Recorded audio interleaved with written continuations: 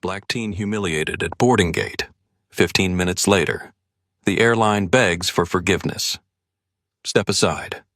Priority boarding is for first class. You're in the wrong lane. The words came out flat.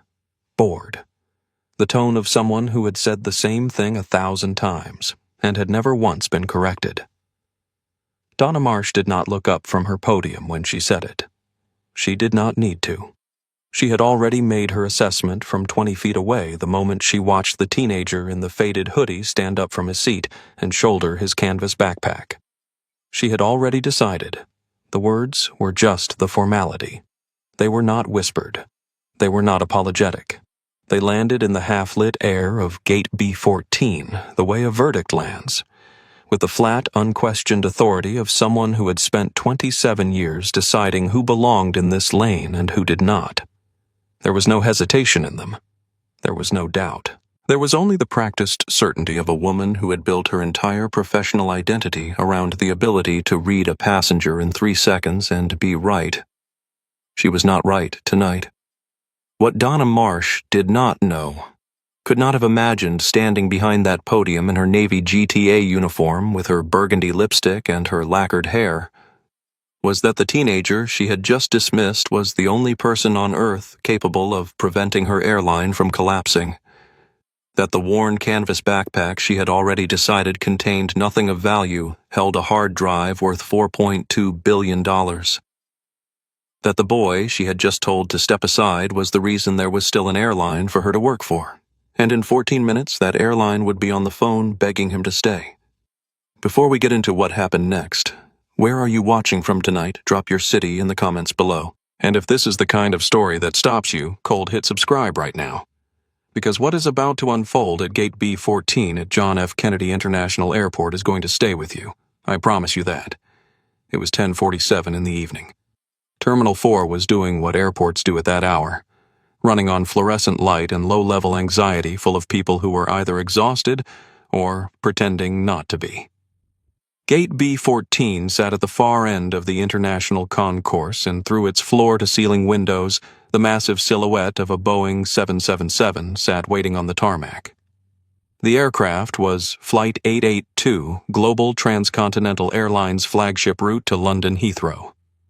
It was the most profitable international route in GTA's schedule, the kind of flight that filled its first-class cabin with hedge fund managers and senior executives, and people who considered lie-flat beds a minimum standard of comfort. The priority lane was cordoned off by a thick velvet rope. The carpet beneath it was the kind of blue that signals you have arrived somewhere that expects a certain kind of person. Marcus Webb had been sitting in the gate area for 40 minutes before pre-boarding was called. He had chosen a seat directly facing the boarding podium, not out of nerves, but out of habit. He pulled out his laptop the moment he sat down. He put his headphones around his neck. He did not play music through them. He just typed his fingers moving across the keyboard in a steady, unhurried rhythm, lines of proprietary code filling the screen in front of him. He was wearing a Howard University hoodie faded at the cuffs, dark joggers, white Nike Air Force Ones with a scuff on the left toe he had never bothered to fix. He had a canvas backpack army green held shut at the broken zipper with a small carabiner clip. He did not look like money. He had never tried to. When the pre-boarding announcement came through the speakers, Marcus closed his laptop, slid it into his bag, and stood up. He checked his phone. Digital boarding pass. Seat 2A, first class. He shouldered his bag and walked toward the priority lane. He had no idea that Donna had been watching him for 20 minutes. He had no idea that she had already made her decision. He knew the way he always knew. The way you learn to know when it has happened enough times. That something in the air had shifted the moment he stood up. He had felt that shift before. He had felt it at 12 years old and at 16 and on every flight he had ever tried to board in clothing that did not announce his net worth. He walked toward the podium anyway. He always did. Donna did not raise her scanner. She crossed her arms. The boarding area for Flight 882 had the particular quality of spaces that believe in their own importance. The chairs were upholstered rather than plastic. The carpet was deep and clean. The overhead lighting was softer than the rest of the terminal, designed to signal to the people passing through that they had arrived somewhere that expected a certain standard. A discreet sign near the velvet rope read, Global Diamond Elite and First Class. Priority boarding. Beneath it, a second sign in smaller letters, Please have identification and boarding documentation ready. Marcus had both. He had had both for 40 minutes. He had arrived at gate B14 early because he always arrived early. Not because he was anxious. He had learned a long time ago to convert anxiety into preparation, to take the energy that fear wanted to use and redirect it into readiness. He arrived early so that he knew the layout. He arrived early so that he had time to work.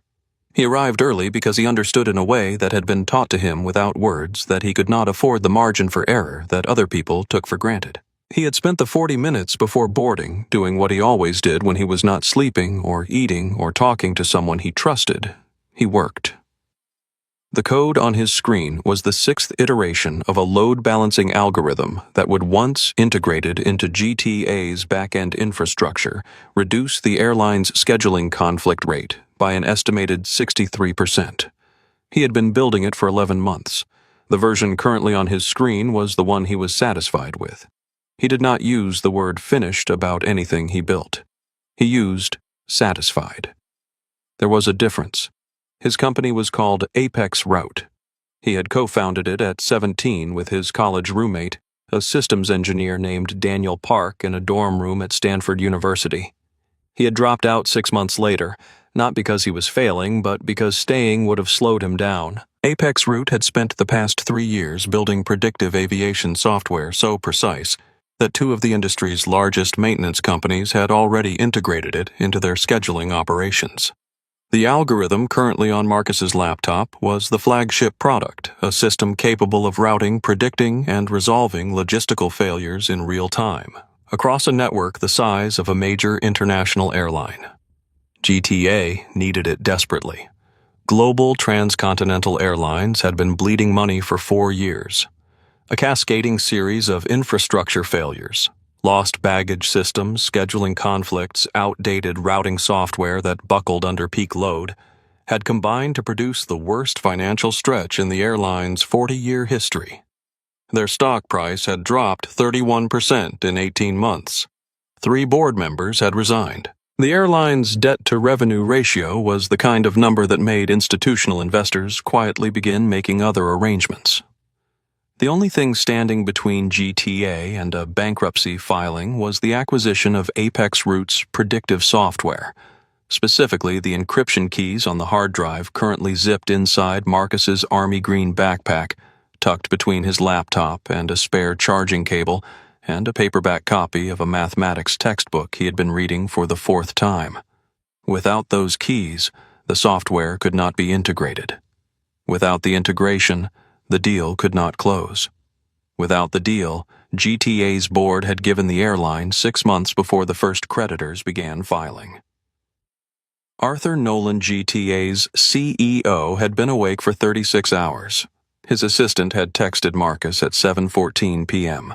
He's watching the clock. Please just get on the plane.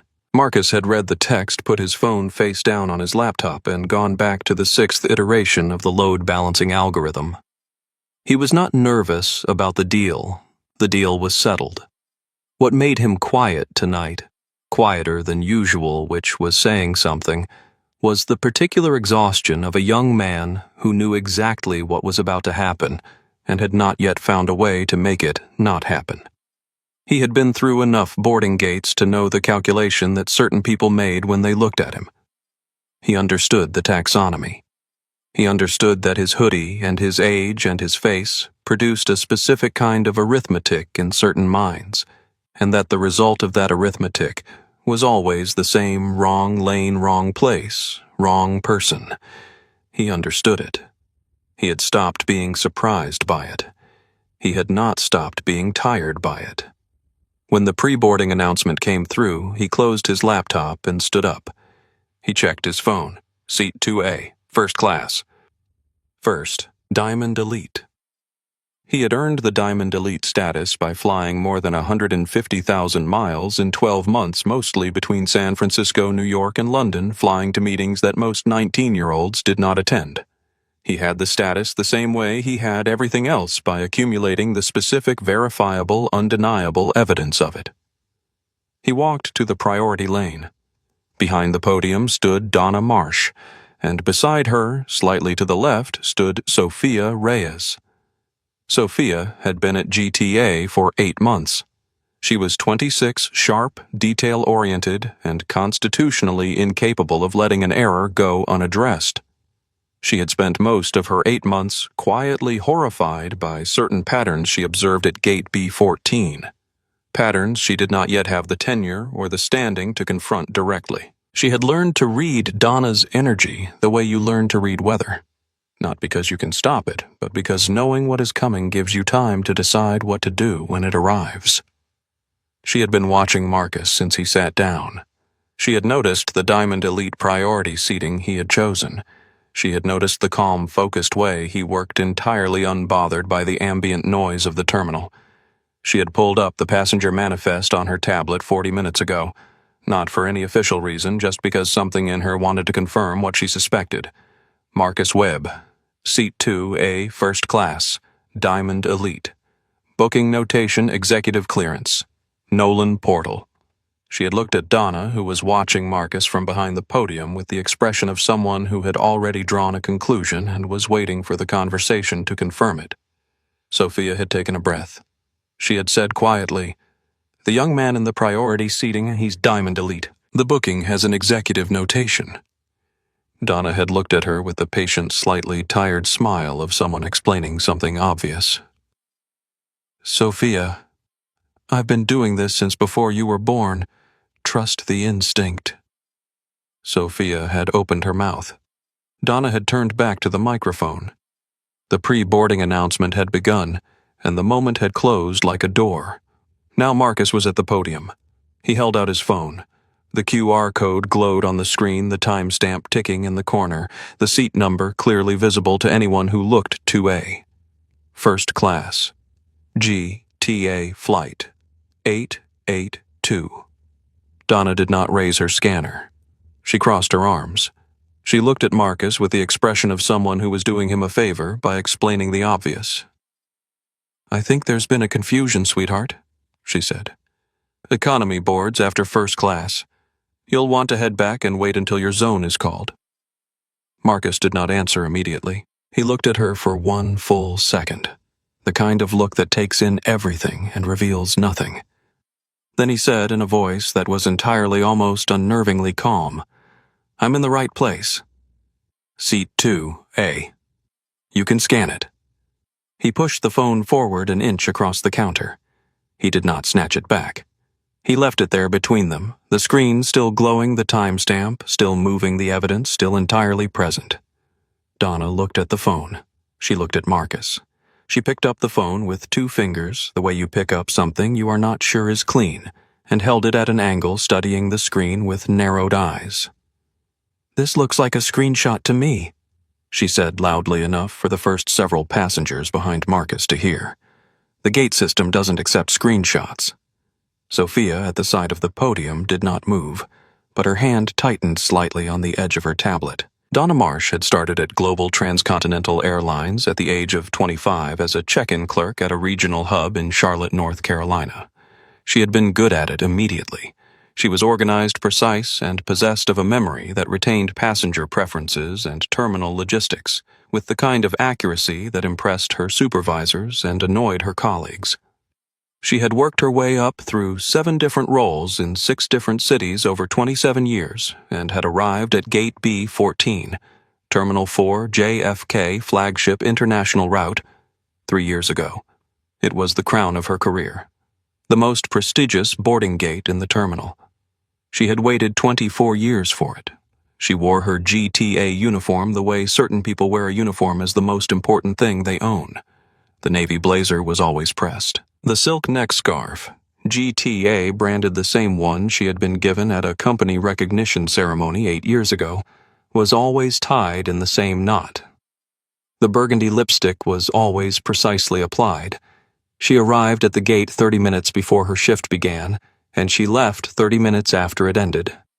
She knew every inch of the boarding process the way a musician knows a piece they have played 10,000 times. She had received 12 customer satisfaction awards in the past decade. She had also, over 27 years, developed what she privately thought of as her read, an instinctive rapid assessment of passengers that she believed was the product of experience and pattern recognition and genuine expertise. She did not think of it as prejudice. She would have been genuinely offended by that word.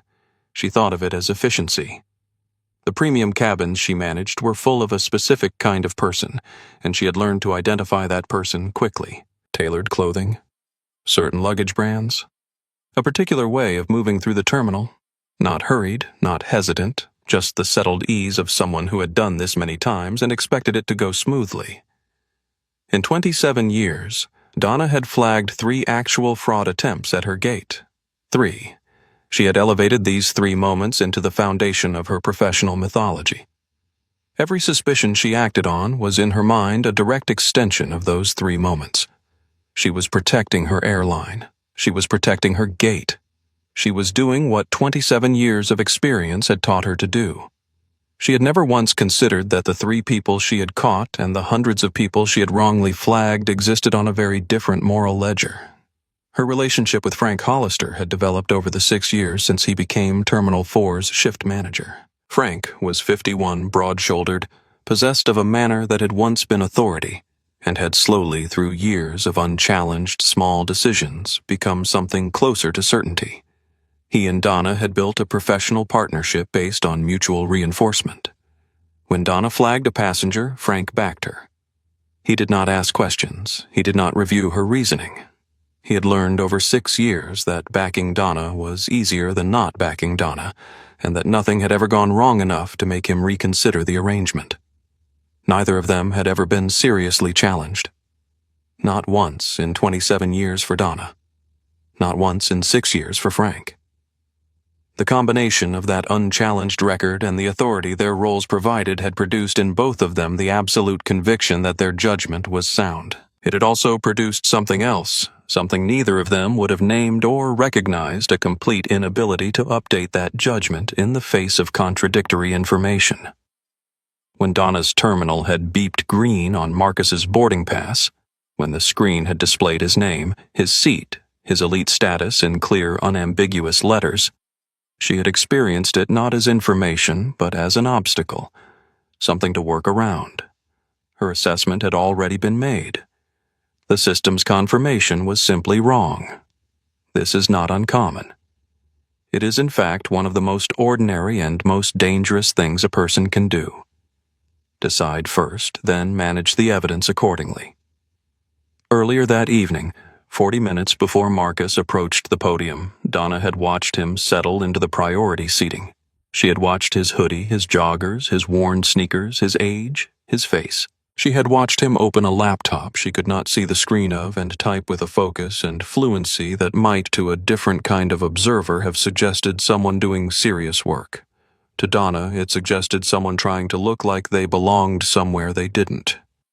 She had murmured to Sophia keep an eye on the young man in the priority seats. Sophia had looked at Marcus. Then she had looked at Donna. Then she had quietly pulled up the passenger manifest on her tablet. Donna, she had said carefully, "The young man in the Howard hoodie. He's Diamond Elite. His booking has an executive notation. Nolan Portal." Donna had turned to her with the patient smile. "Trust the instinct, Sophia. I've been doing this since before you were born. But the manifest, I've got this one." The way she said it closed the conversation the way a lock closes a door. Sophia had looked down at her tablet. Marcus Webb, Seat 2A, First Class, Diamond Elite. She had looked up. Donna was already moving toward the microphone for the pre-boarding announcement. Sophia had stood very still for a moment. Then she had made a decision that she would think about later. The wrong decision, as she would also think about later. And she had stayed quiet. She had told herself she would speak up if it actually came to something. She had told herself Donna would scan the pass and see the green confirmation, and that would be the end of it. She had not factored in what Donna was capable of when the green confirmation arrived, and she looked at it and decided it was wrong. "It's not a screenshot," Marcus said. His voice had not changed temperature. It was the same level, even tone it had been since he approached the podium. The tone of someone who is not trying to convince you of anything, simply stating a fact that the evidence supports.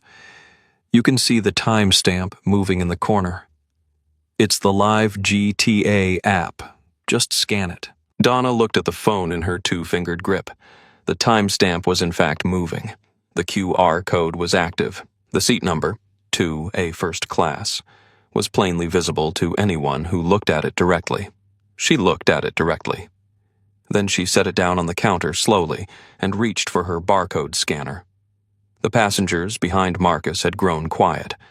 Not the quiet of disinterest. The particular attentive quiet of people who can sense that something is happening and are deciding whether or not to get involved. Behind Marcus, second in line, stood Gerald Sutton, 58 years old, GT, a first-class frequent flyer senior partner at Montgomery Sutton Capital, the firm underwriting the GTA Apex route acquisition. Though Gerald did not yet know that the teenager at the front of the line had any connection to that deal. Gerald was wearing a bespoke charcoal suit and carrying a slim leather briefcase that had cost more than most people's monthly rent. He had a transatlantic meeting in the morning and a low, simmering impatience that he had learned to express through posture rather than volume. He shifted his weight. He looked at Donna with the vague, approving expression of someone watching a minor problem be handled efficiently. He did not look at Marcus. Near the edge of the podium, Sophia stood very still.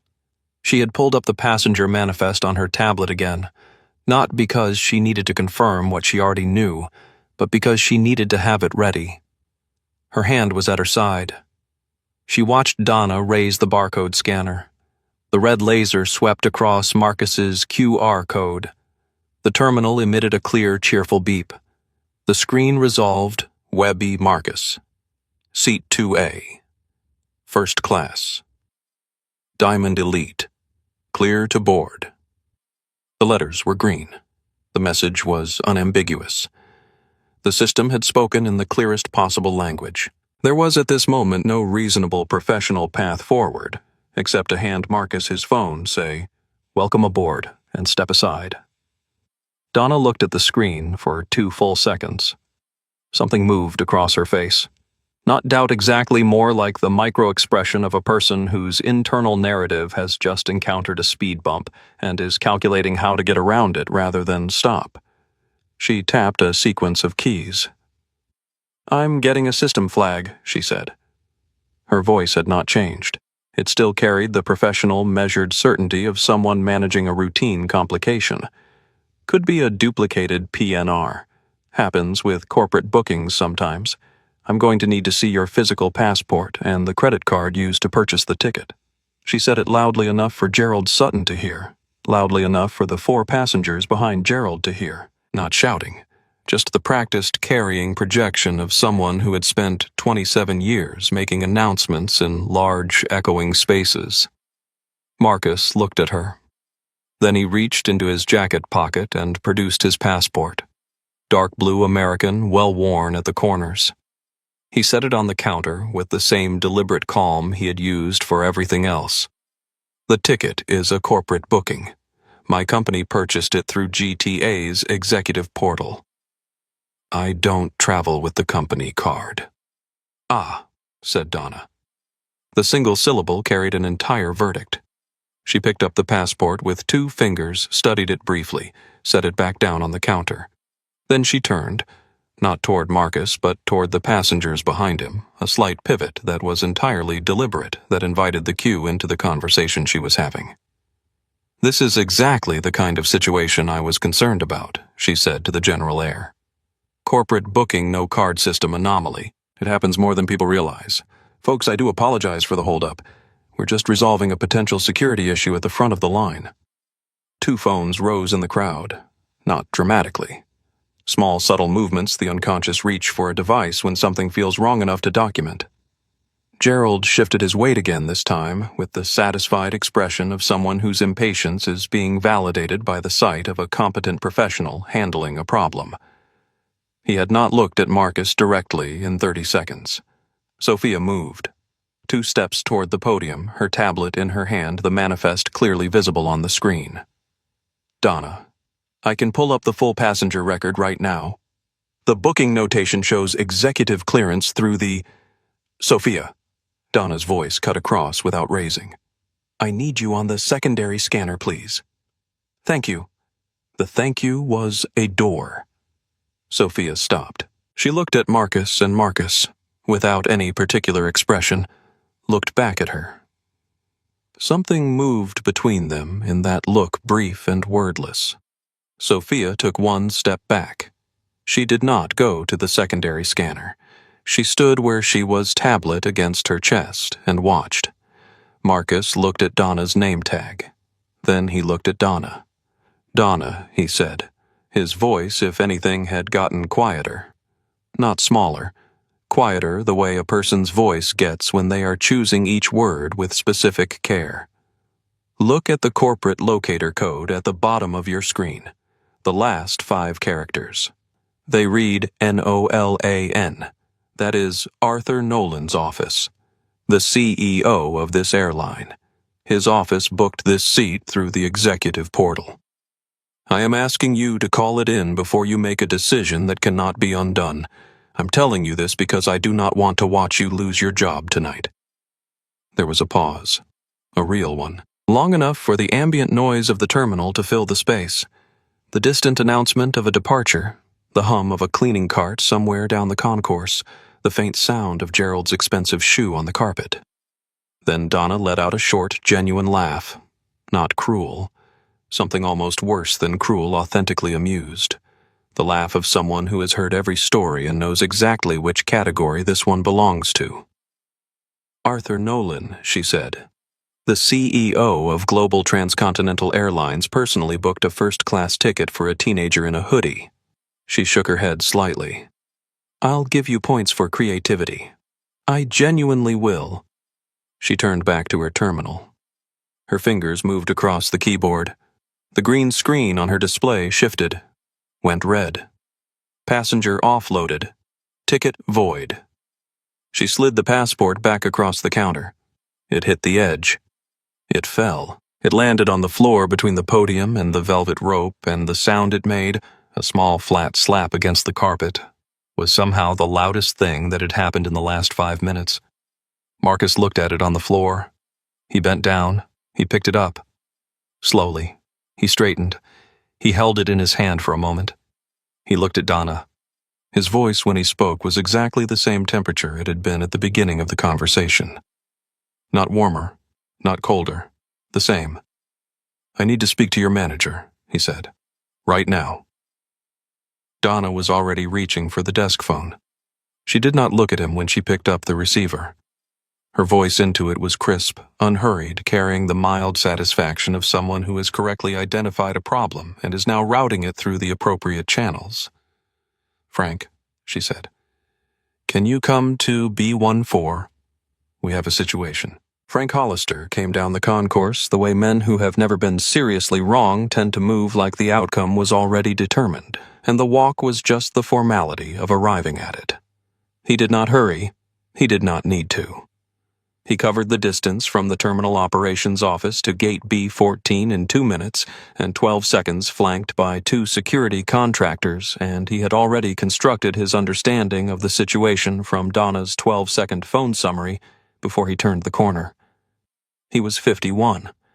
He had a broad face and the slightly red complexion of someone who ran hotter than average and wore jackets that were a size too small. His gray suit strained slightly across the shoulders. He carried the authority of his title the way some people carry a weapon, casually in the knowledge that they don't need to draw it to make the point.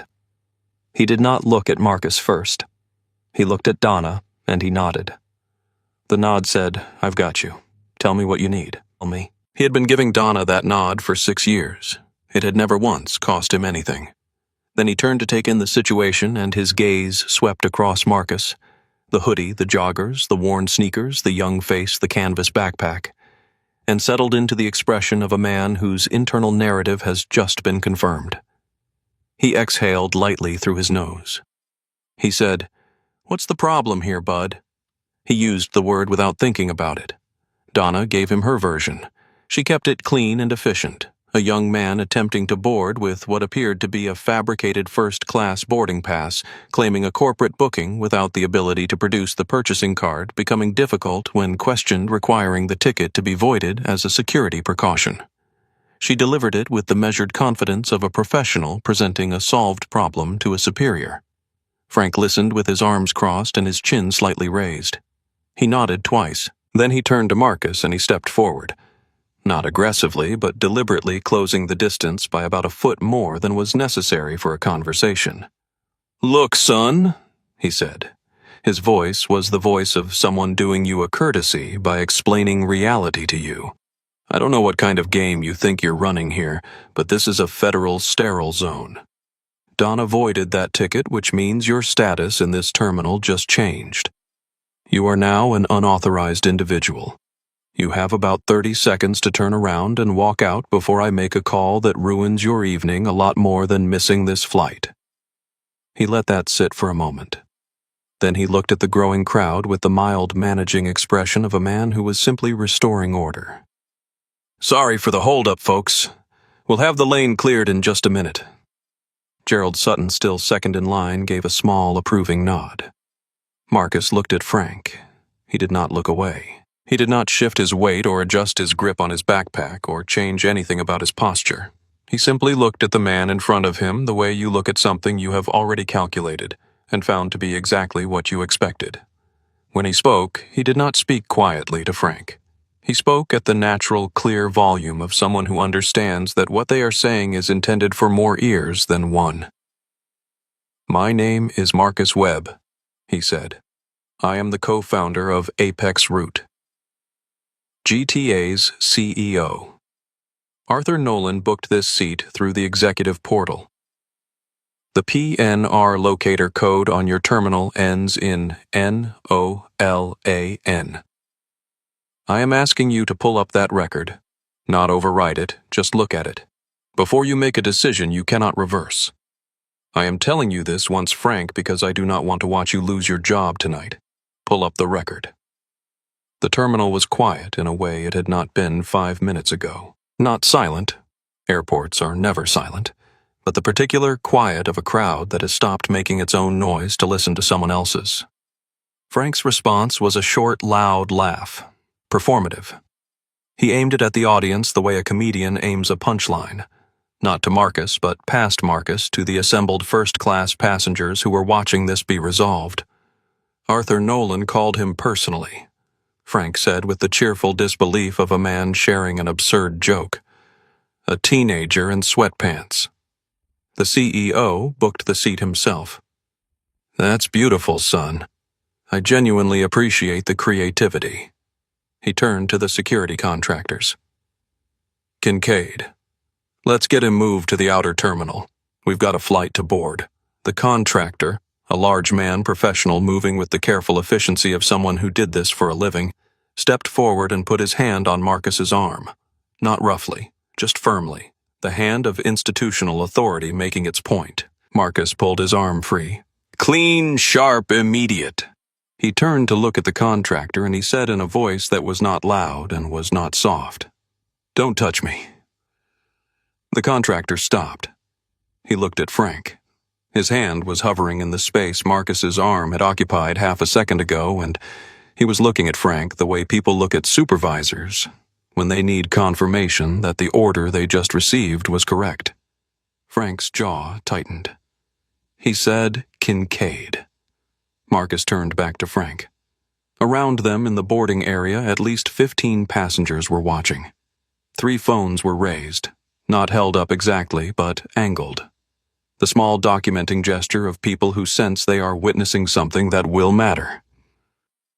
Gerald Sutton had moved without realizing it a half step closer to the podium. Sophia had not moved at all, but her eyes had not left Marcus for 30 seconds. "I am going to give you one more opportunity," Marcus said. His voice was still the same. No edge had entered it. No heat. Just the flat, patient certainty of someone reading a situation that has been confirmed. "Pull up the Nolan PNR.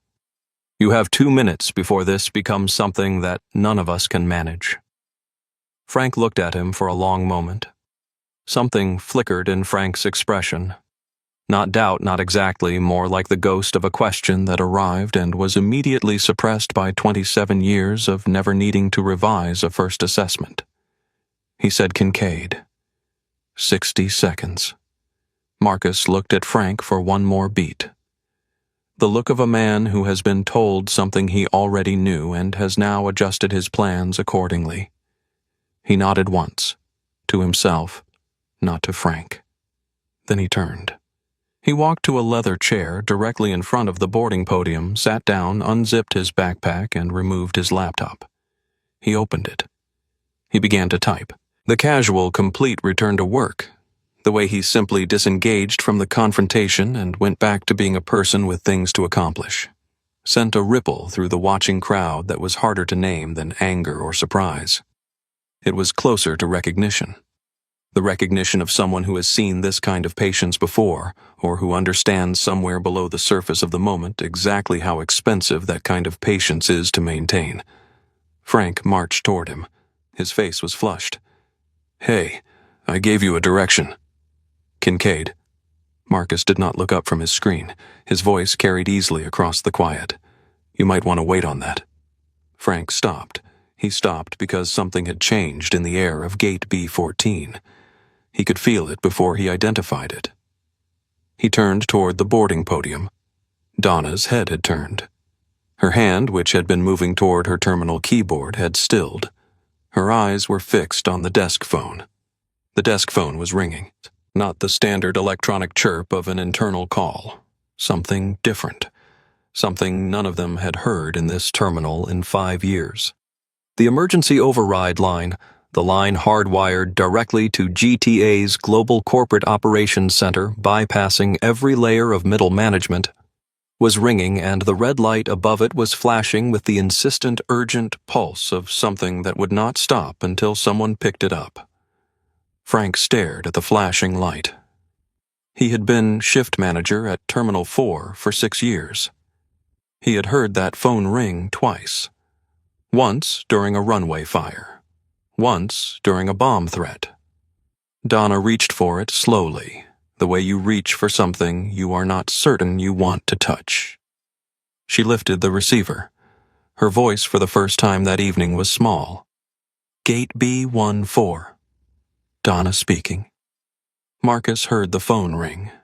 He did not look up from his laptop. He did not change his posture, or adjust his breathing, or allow anything in his face to reflect what he was feeling. He had known something like this would come. He had been waiting for it the way you wait for something you have prepared for.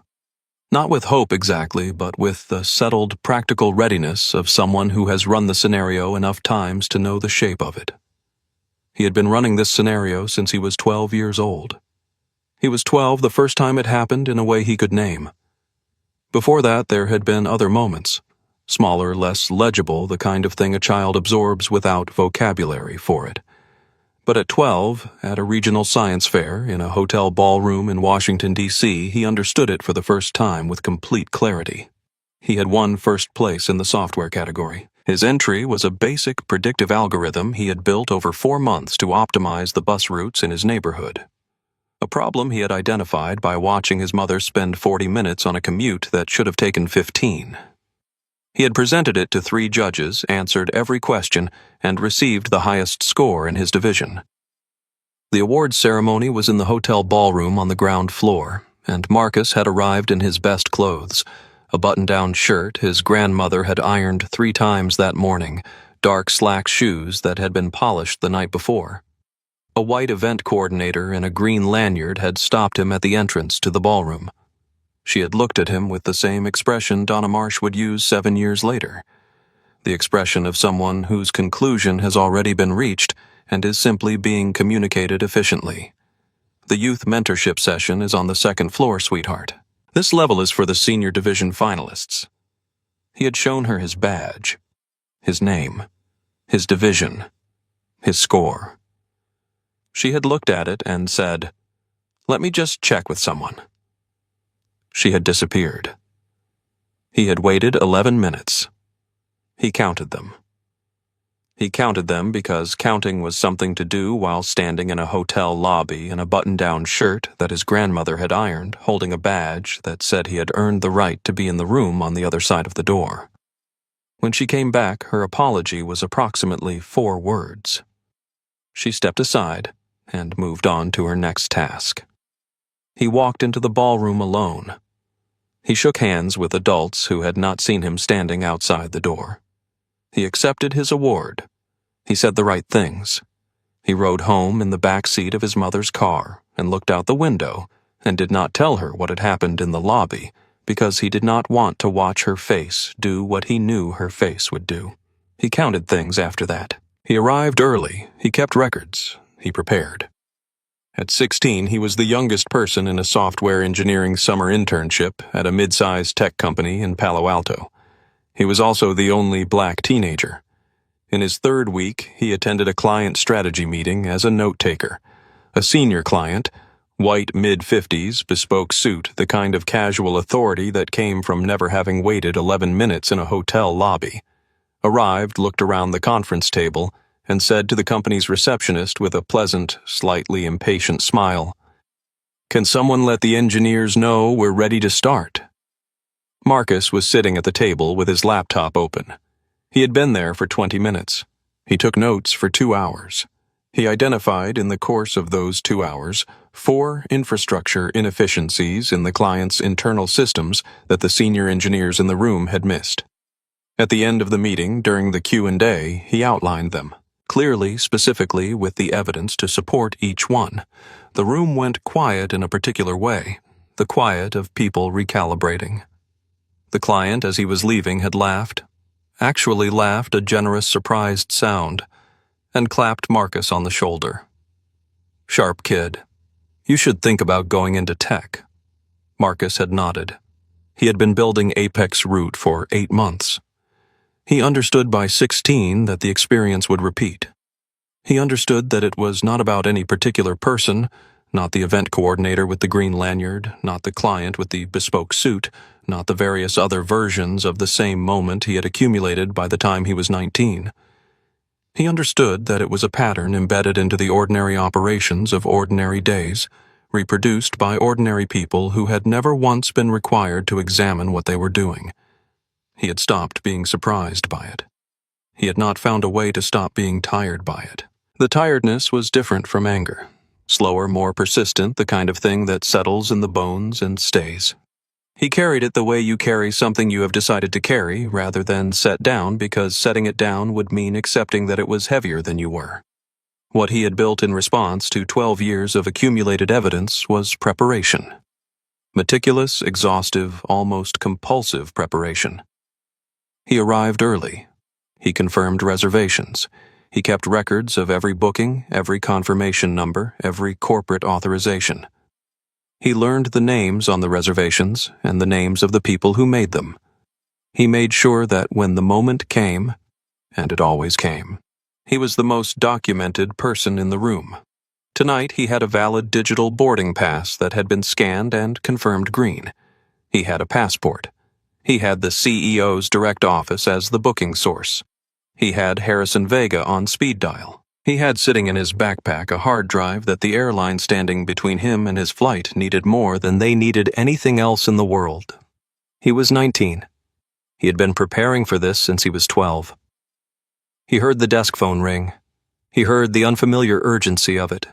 The red light ring that Donna and Frank had heard twice in 6 years, and that Marcus had known would arrive because he had made a single phone call 17 minutes ago to the person he trusted most with a crisis.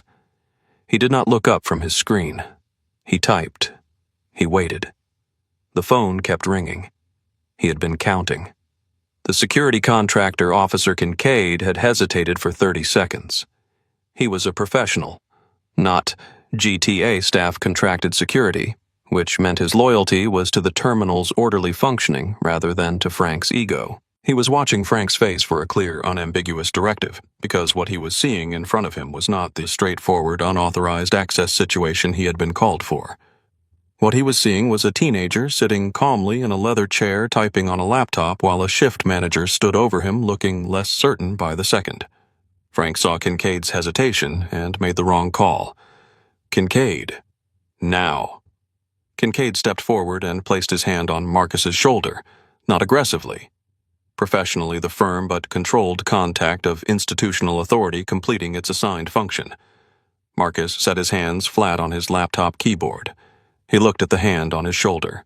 Then he looked straight ahead, and his voice came out at the careful, deliberate volume of a person who is making sure what they say is heard by everyone in the vicinity. "I need you to take your hand off my shoulder," he said. "I am not leaving this seat, and everything that is happening right now is being documented." He did not gesture toward the phones. He did not need to. Kincaid glanced up and registered what Marcus had already registered at least a dozen passengers, watching 4 of them with devices raised or angled, the collective attention of a terminal boarding area focused entirely on gate B14. Kincaid looked at Frank. His hand was still on Marcus's shoulder, but with the uncertain quality of a hand that was already reconsidering. Frank made his worst decision of the evening. He did not look at the phones. He looked at the gathered passengers and he pitched his voice to the room, the practiced, managing voice of someone who has handled disruptions before and knows how to frame them publicly. "Folks, I do apologize for the continued delay. We have an individual attempting to board with fraudulent documentation.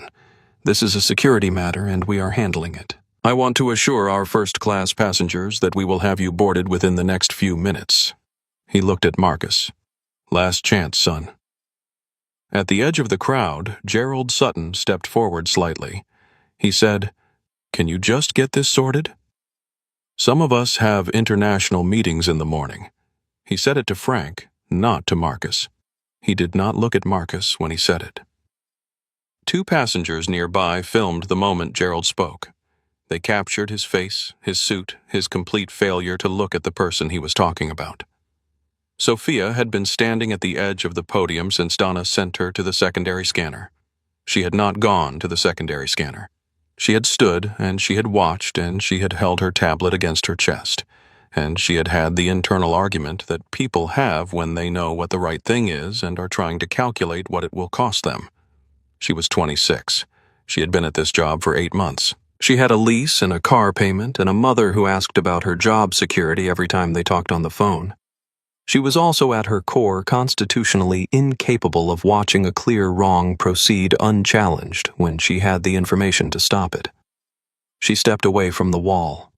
She walked to the podium terminal, not Donna's position, her own secondary login, and she pulled up the full passenger manifest. She read it once. She read the booking notation twice. Then she turned to Frank and she said it at a volume that the passengers nearest the podium could hear clearly. "Frank. His name is Marcus Webb, Seat 2, a first-class Diamond Elite. The booking notation reads, executive clearance through the Nolan portal. He is exactly who he says he is. His boarding pass scanned green." Donna voided it manually after the system confirmed it. The silence that followed lasted approximately 2 seconds. Donna turned to Frank. Her voice was low, controlled, the voice of a person managing a subordinate who has stepped out of line. "Sophia has been here 8 months. She doesn't have the context to understand the fraud protocols. Frank, this is exactly the kind of secondary confirmation attempt these situations involve." Then to Sophia, "Quieter. You're on the secondary gate. Please." Sophia did not move. She looked at Donna. Then she looked at Marcus. "I'm sorry," she said. To Marcus, not loudly, just to him directly, the clean, uncomplicated apology of someone who is telling the truth about what they know. "Your booking is valid. You should be on that plane." Marcus looked at her. Something in his face. Not softening exactly, but acknowledging. "Thank you," he said. 2 words, no performance attached to them. Sophia took one step back. She did not go to the secondary gate. She remained where she could see everything, her tablet in her arms, her expression, the expression of someone who has made their decision and is now prepared to live with it. Frank's jaw was tight.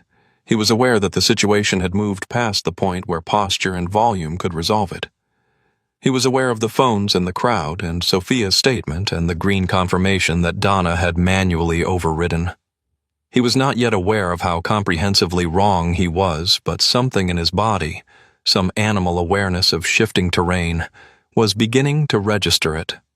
He ordered Kincaid to remove Marcus from the terminal. Kincaid moved. He reached for Marcus's arm. Marcus stood up before the hand arrived. He set his laptop on the chair beside him. He straightened to his full height, and he turned to Frank, and what he said next, he said at a volume and with a clarity that left nothing ambiguous for anyone within 20 feet of Gate B14. My name is Marcus Webb. I am the co-founder and lead architect of Apex Route. I have a signed consulting agreement with GTA, authorized by Arthur Nolan, the CEO of this airline, accessible in my email right now. The flight you are about to let leave without me is approximately 4 hours from a closing in London that represents a $4.2 billion acquisition. If I do not board that aircraft, the deal collapses. If the deal collapses, GTA files for bankruptcy protection before the end of the fiscal quarter. 47,000 employees lose their jobs. I am telling you this because it is true, and because I have given you multiple opportunities to verify it, and because what happens next is entirely the product of the choices you have made in the last 20 minutes. Starting with you, Frank. The terminal was quiet, not politely quiet. Absolutely quiet. The kind of quiet that happens when a crowd of people who have been performing disinterest realize simultaneously that they have been witnessing something they will be asked about later. Gerald Sutton had stopped moving entirely. His briefcase was at his side, and his mouth was slightly open, and he was looking at Marcus with the expression of someone whose calculator has just produced a number they did not expect. Frank broke the silence with a laugh. He aimed it at the room because the room was what he had left. 47,000 jobs, resting on a kid in a Howard hoodie. He shook his head. That is genuinely something. Kincaid. Okay, Marcus said. The word was very quiet. It was the sound of a decision being finalized. He reached into his pocket. He pulled out his phone. He dialed a number he had in his contacts under a single name, Harrison. He put the phone to his ear. When Harrison Vega answered, Marcus's voice was the calmest thing in the terminal. Harrison, it's Marcus. I need you to call Nolan directly, his personal cell. They voided my ticket, and they're trying to remove me from the sterile zone. Get him on the line. Harrison's response was audible to everyone near Marcus. A pause, and then Marcus. Are you serious right now? Another pause. Don't move. Sit back down. I'm calling Nolan's personal cell right now. Stay on the line. Marcus sat back down. He opened his laptop. He typed. Kincaid looked at Frank. Frank looked at Donna. Donna looked at her terminal, whose screen still displayed in unambiguous red letters, "Passenger offloaded." The three of them stood in the silence of people who have committed to a direction and are beginning to understand at a cellular level that the ground beneath it is not solid. The desk phone rang. Not the standard ring. The other one. The one with the red light. Before Donna's hand reached that receiver, before the next 14 minutes began their irreversible course, there is something worth sitting with for a moment. Have you ever had to stay completely calm in a situation that deserved every ounce of outrage you possessed? Have you ever had to swallow the fury and choose precision instead? Not because the fury was wrong, but because precision was the only thing that would actually work. If you have, you know exactly what Marcus Webb was doing in that leather chair. And if you haven't, I want you to watch what happens next very carefully, because it is going to show you something about the difference between power and authority. Authority is what Frank and Donna had. Power is what Marcus had. They are not the same thing. Drop a comment below and tell me what you would have done in his position. And if you haven't subscribed yet, do it now. because what is about to happen on the other end of that phone line is exactly why stories like this need to be told. Donna was about to learn something she had spent 27 years avoiding, that the world she had built in her mind had always been at its foundation a fiction. And fiction, when it finally meets reality, does not negotiate. Among the gate agents who had worked Terminal 4 for more than 5 years, the emergency override line had a name that nobody used in front of supervisors. The God Phone. It was hardwired directly to GTA's Global Corporate Operations Center, a dedicated channel that bypassed every layer of management between the gate and the executive suite.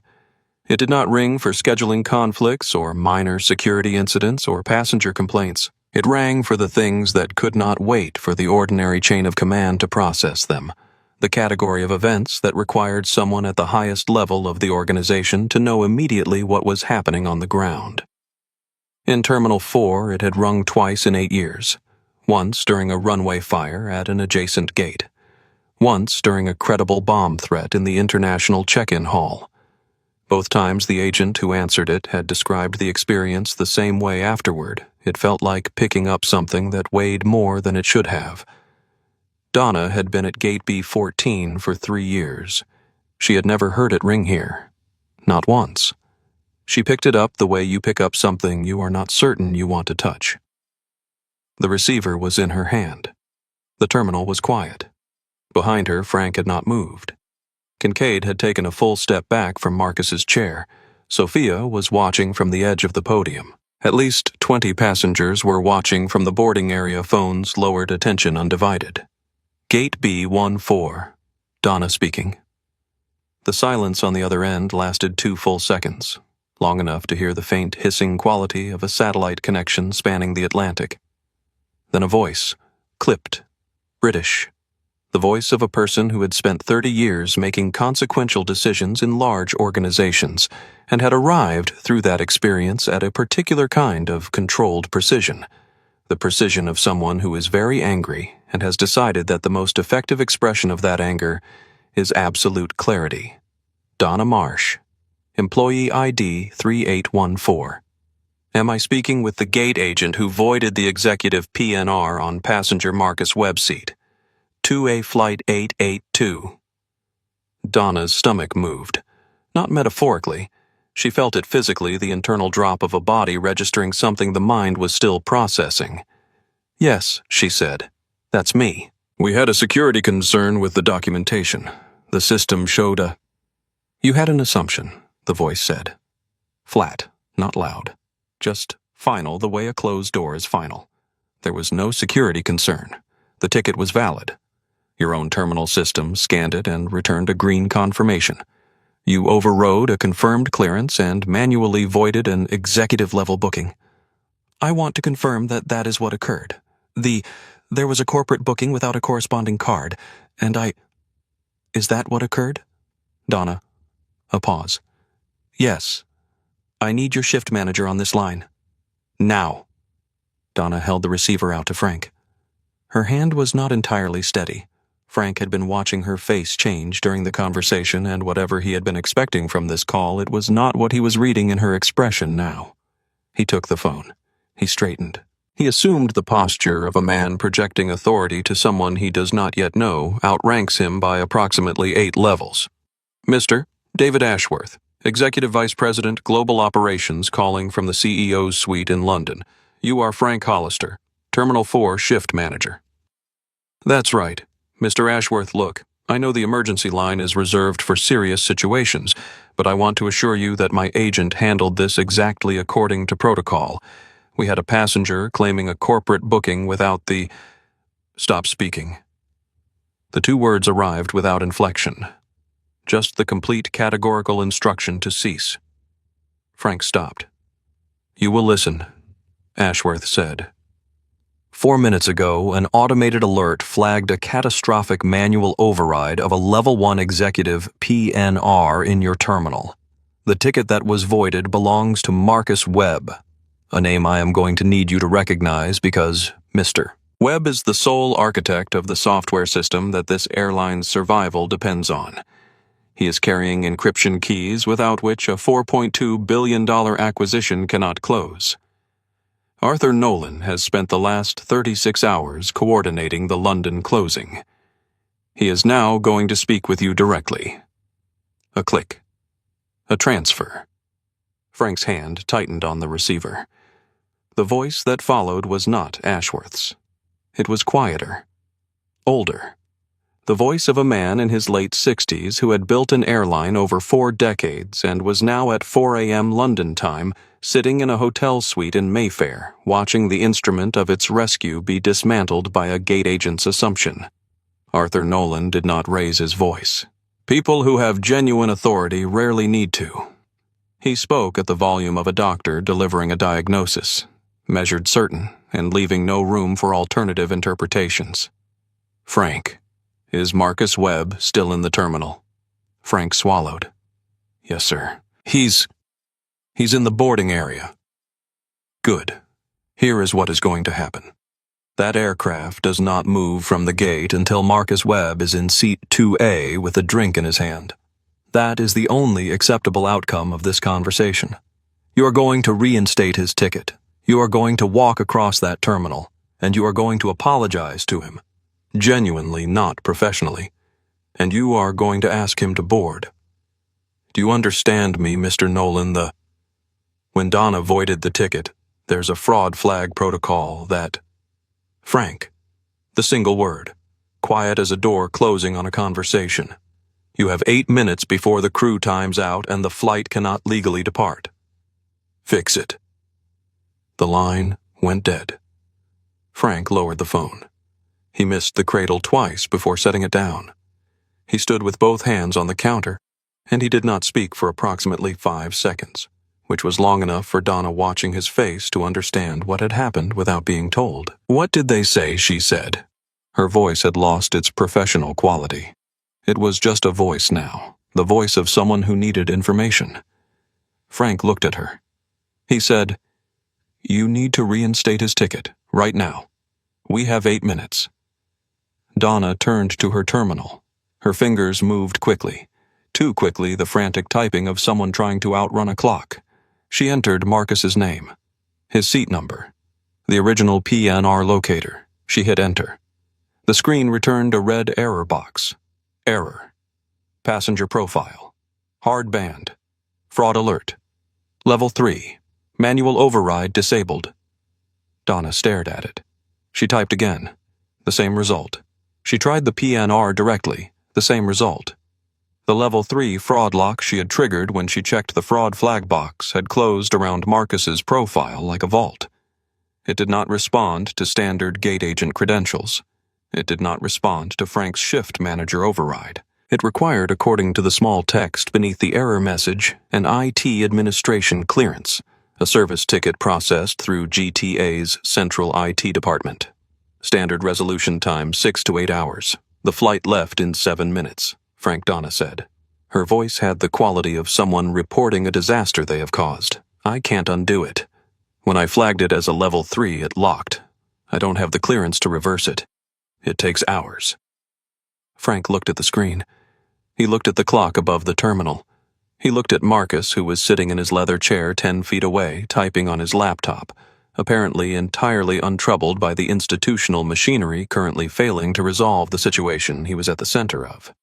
The man who could fix the system was sitting 10 feet away, and he was the one they had spent the last 30 minutes trying to remove from the building. In the boarding area, a woman near the back of the crowd said quietly to the person next to her, He wrote the software they're using to lock him out. She was not certain of this, but she was more right than she knew. Gerald Sutton heard her say it. He went very still. Frank straightened his jacket. He smoothed it down the front with both palms. He turned toward Marcus. He began to walk. It was the longest walk he had taken in 6 years of managing Terminal 4. Longer than the distance, longer than the 8 seconds it took to cover it. He arrived at the leather chair, where Marcus was typing, and he stood there for a moment, and Marcus did not look up, and the clacking of the keyboard was the only sound between them. Mr. Webb, Frank said, Marcus hit the spacebar. He looked up. His face was composed, unreadable, exactly as it had been for the last 40 minutes. "You called me son," he said. "And before that, bud. Mr. Webb is fine." Frank closed his eyes for a brief half-second. Then he opened them. "Mr. Webb," he said again, and this time the name came out with the effortful care of a man who is learning to say something correctly for the first time. "There has been We've spoken with corporate. We understand now that your booking was entirely legitimate, and we are—" "It was not a misunderstanding," Marcus said. The words were quiet and precise and aimed with the accuracy of someone who has been choosing them for 20 minutes. Donna scanned my ticket. The system returned green. She voided it anyway. "She called me fraudulent in front of this terminal. You backed her without reviewing the record. You ordered a security officer to physically remove me from a federal sterile zone. Those are not the components of a misunderstanding. They are a sequence of decisions. Voluntary decisions. Every one of them."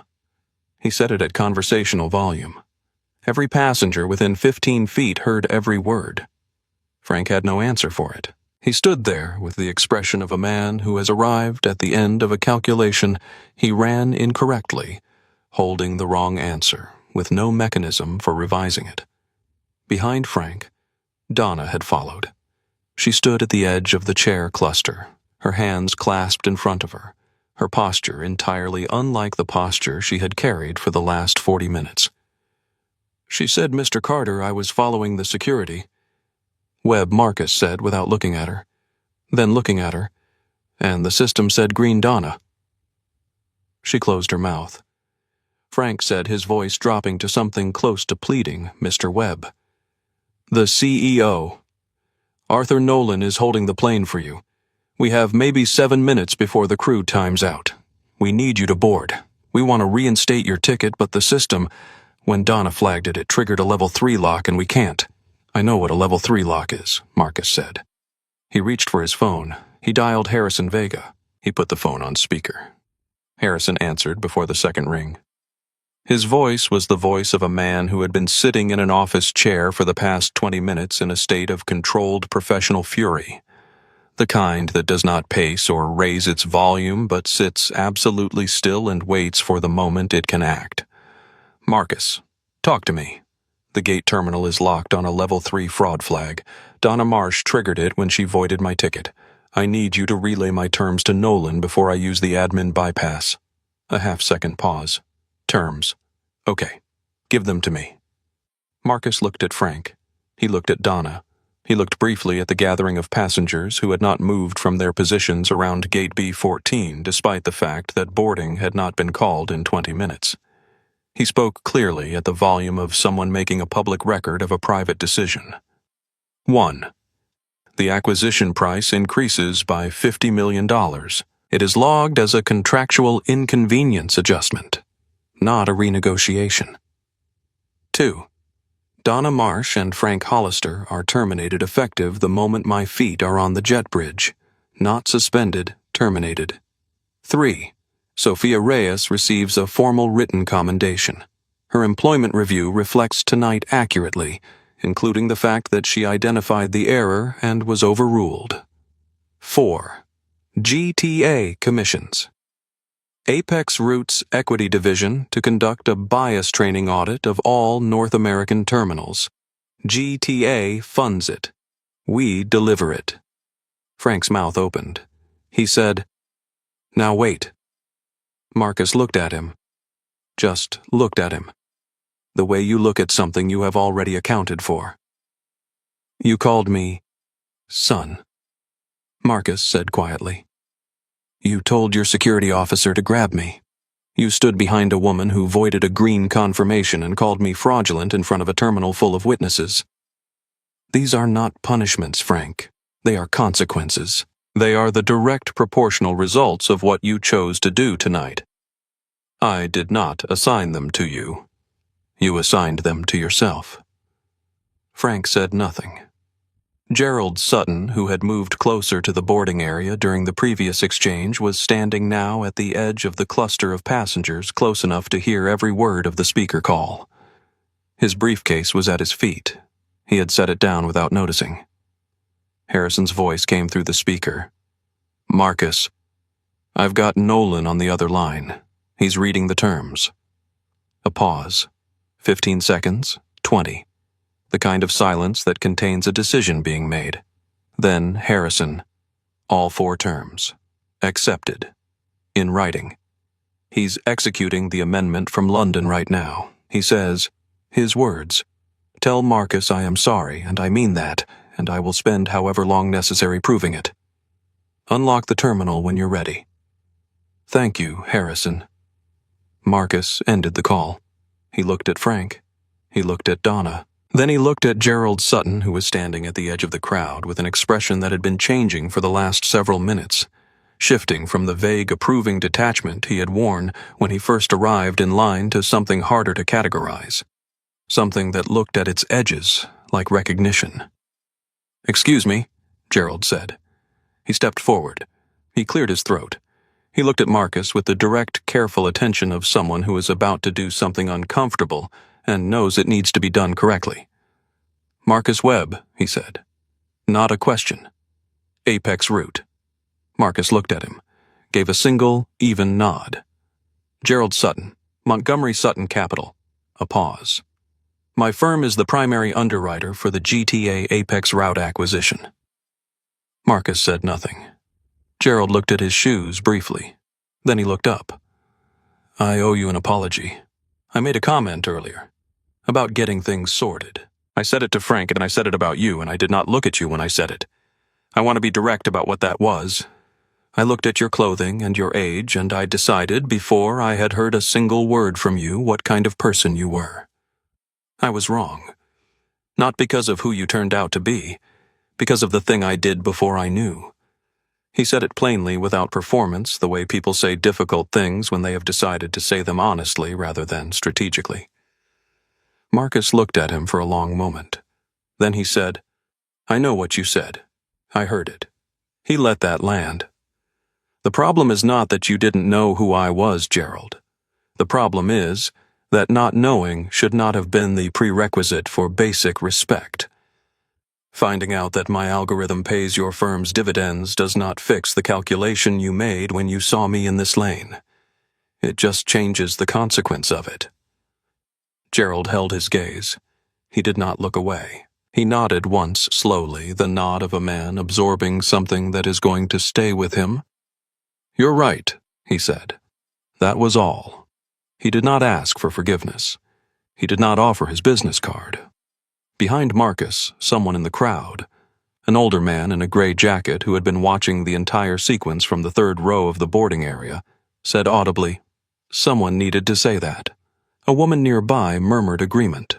The crowd had the quality now of people who had been witnesses to something they knew they would remember. Sophia stepped forward. She had been waiting tablet in hand since the phone call began. She looked at Marcus. "I pulled your full booking confirmation the moment Donna sent me to the secondary scanner. The Nolan Portal authorization, the Diamond Elite override, the executive clearance notation. I sent the complete record to GTA's corporate compliance inbox at 10:53 p.m.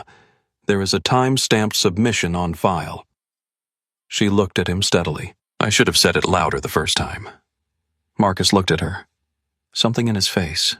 Not softening, but the specific quality of someone who recognizes what an honest thing costs to say. "You said it when you could," he said. "Under conditions designed to make you stay quiet. That matters." Sophia nodded. Her eyes were bright, but her voice was steady. "Thank you for saying that." Frank had not spoken in 2 minutes. He was standing with both hands at his sides and the expression of a man who has watched the entire structure of his professional evening collapse from the inside out, and who does not yet know what to do with his hands now that there is nothing left to manage. Donna was looking at the floor. "Mr. Webb," Frank said. His voice was stripped of everything that had been in it 40 minutes ago. The authority, the certainty, the performative patience of someone who had never been wrong in front of a crowd. What was left was just a man 51 years old with a mortgage and 2 kids, and the dawning understanding of exactly what he had done tonight. Is there... The system lock. Is there a way... Yes, Marcus said. He picked up his phone. He opened an application that was not visible in the App Store, not publicly documented, not accessible to anyone without administrative credentials issued by Apex Roots systems team.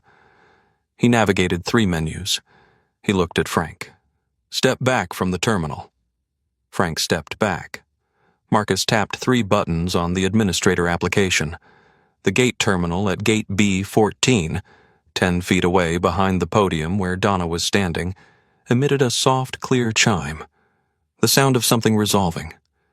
The red error screen that had been occupying the display for the past 11 minutes dissolved. The display returned to its standard interface, and then it resolved further into the clean, unambiguous green of a cleared boarding confirmation, Webby Marcus. Seat 2, A, First Class, Diamond Elite, cleared to board. The passengers nearest the podium could see the screen from where they stood. A woman near the front of the crowd said quietly, "Oh." Not dramatically, just the single syllable of someone watching something click into place. Marcus put his phone in his pocket. He closed his laptop. He slid it into his backpack. He checked the carabiner on the broken zipper, still holding, and he stood up and he shouldered the bag with the same unhurried motion he had used when he stood up from the gate seating 40 minutes ago before any of this had happened, when it was still just a flight he wanted to get on and sleep through. He looked at Sophia. "I want you to know," he said, "that the commendation in your file is not a formality. What you did tonight, saying the true thing in a situation designed to make the true thing expensive, that is exactly the kind of thing that matters. Thank you." Sophia pressed her lips together for a moment. She nodded. She trusted herself to nod, but not quite to speak. Marcus looked at Gerald Sutton. "I'll see you at the signing."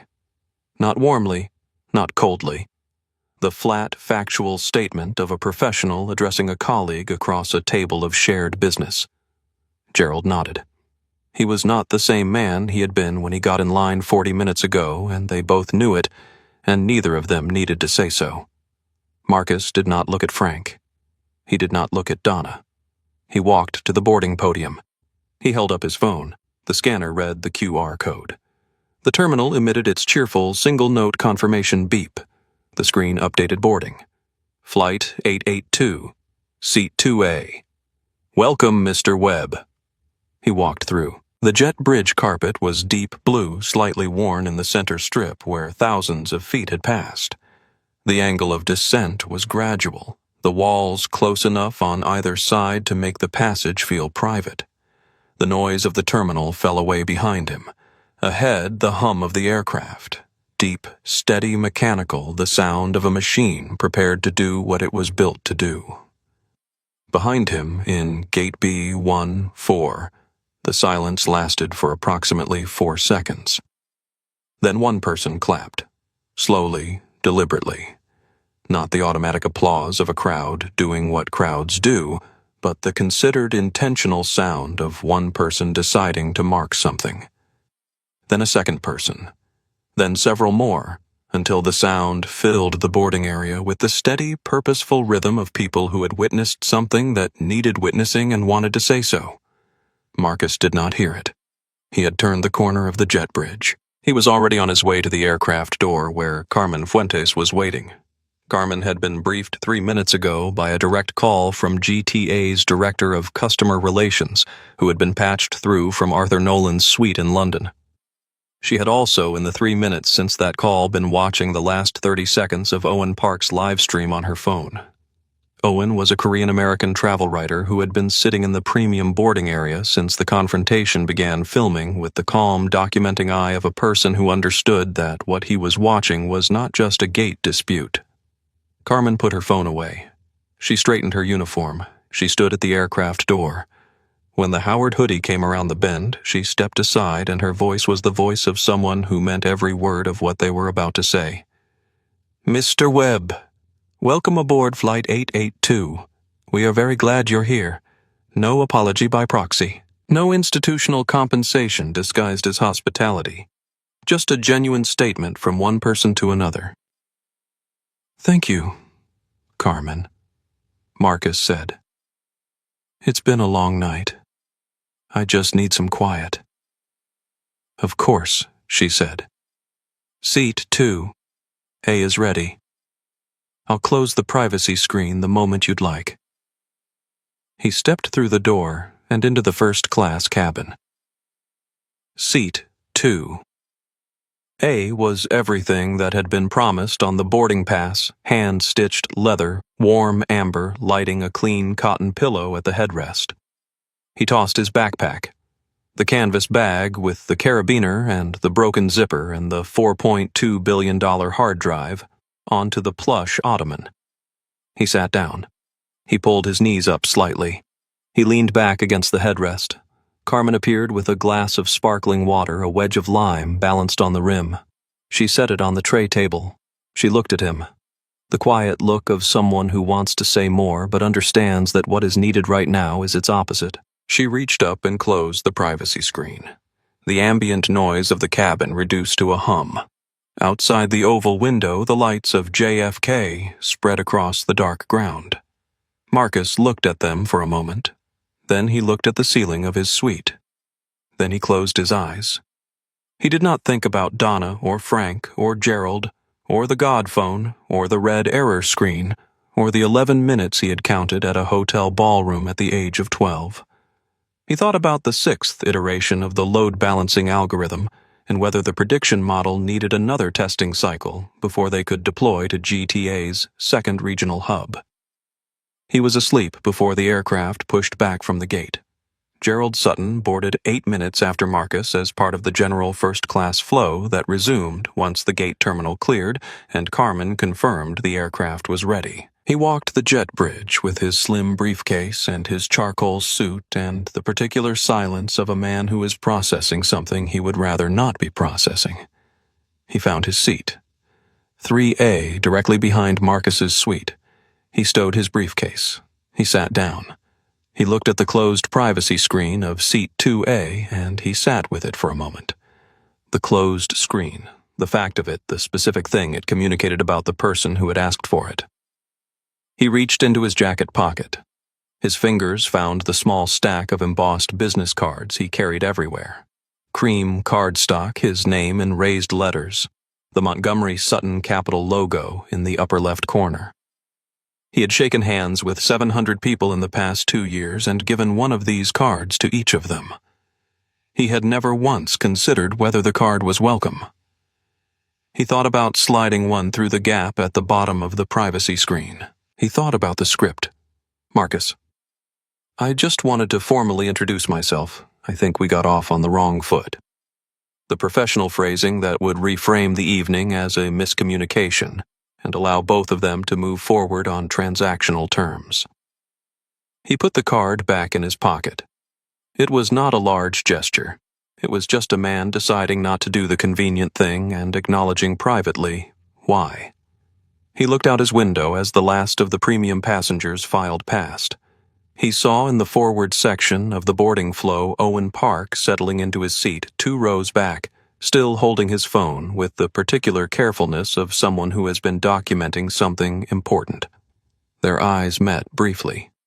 Owen gave him a look that was not unfriendly and was not charitable. Just witnessing. Gerald looked away. Carmen appeared beside him with a warm towel on a porcelain tray and his pre-ordered glass of wine. He looked at the glass. He thought about whether he wanted it. He looked at the closed screen of seat 2A. "Could I just have water, please?" he said. Carmen smiled with the professional warmth of someone who had heard everything. "Of course." She reached for the glass. "Is he all right?" Gerald said. The young man in 2A. Carmen paused. She considered the question with the care it deserved. He asked for sparkling water and privacy, she said. He seemed... She chose the word with the deliberateness of someone for whom words mattered. "Settled." "Good," Gerald said. "That's good."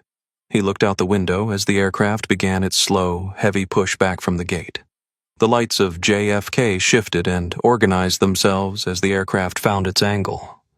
He could see distantly the lit windows of Terminal 4, the concourse, the gates, the blue carpet of Gate B14 visible in the glowing rectangle of the boarding area. He thought about the moment he had stepped forward and said Marcus Webb Apex Route, the moment he had recognized the name and allowed that recognition to produce the alarm that the simple sight of a teenager in a hoodie had not produced.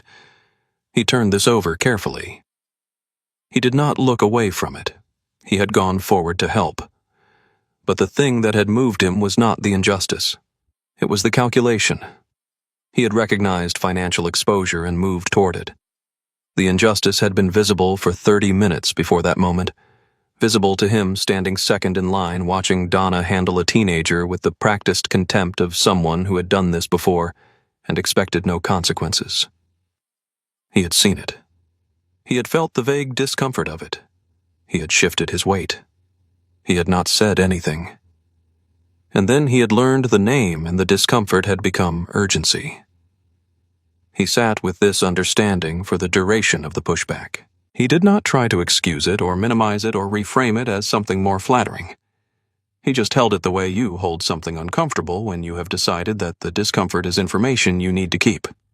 When they landed in London, he decided he was going to listen to Marcus Webb differently. Not because of the acquisition or the algorithm or the $50 million that had just moved from GTA's emergency reserve to Apex Route's escrow account.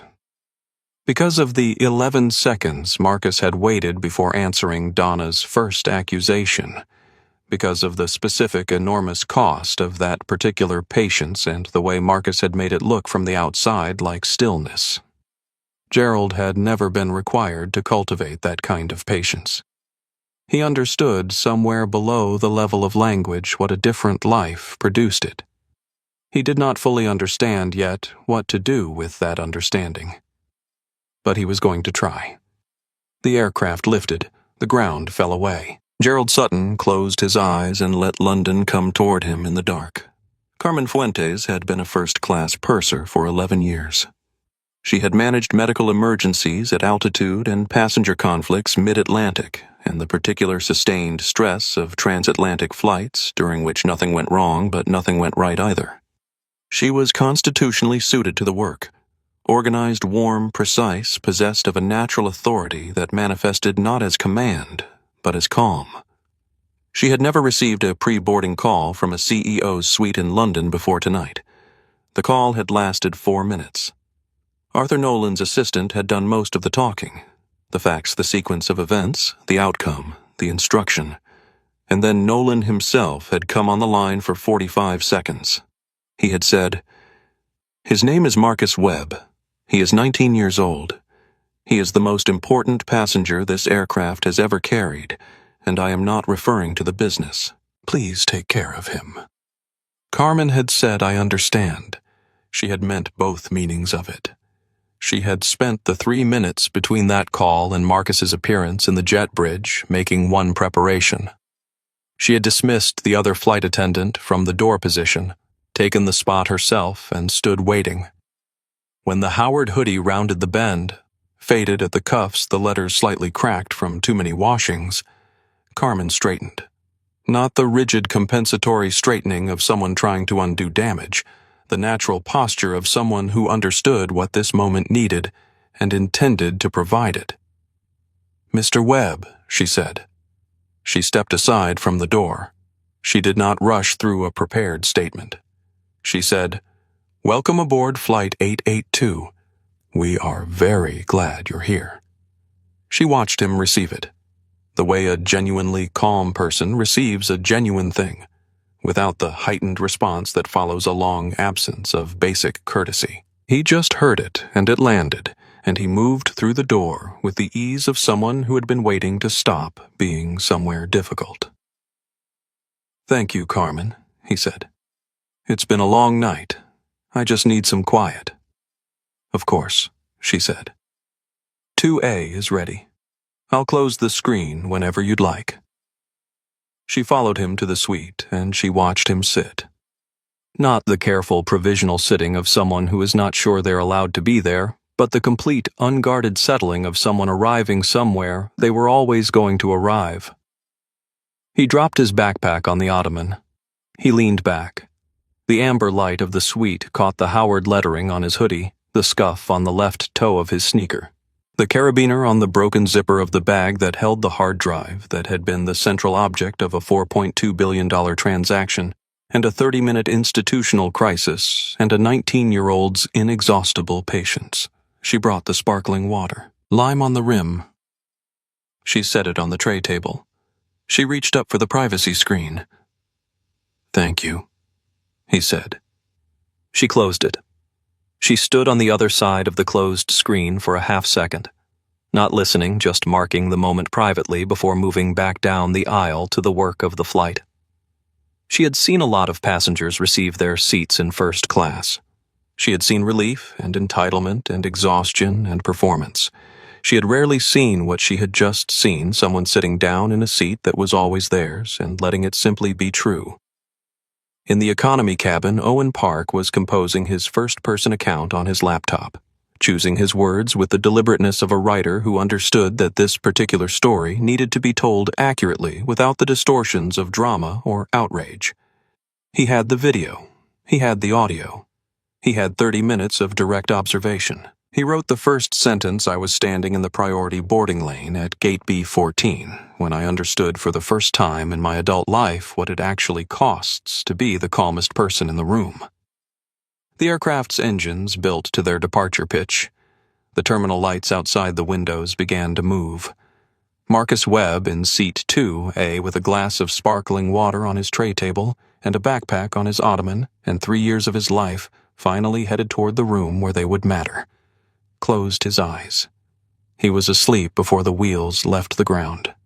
Patricia Owens had driven to JFK from her apartment in Astoria in 22 minutes, which was 11 minutes faster than the route should have taken because she had spent the entire drive in the particular focused state of a person who has been pulled out of a Tuesday evening by a call from a CEO's suite in London and has decided to treat the interruption with the seriousness it deserves. She was 48, regional HR director for GTA's Northeast operations, and she had spent the drive being briefed by David Ashworth's assistant on the sequence of events at gate B14.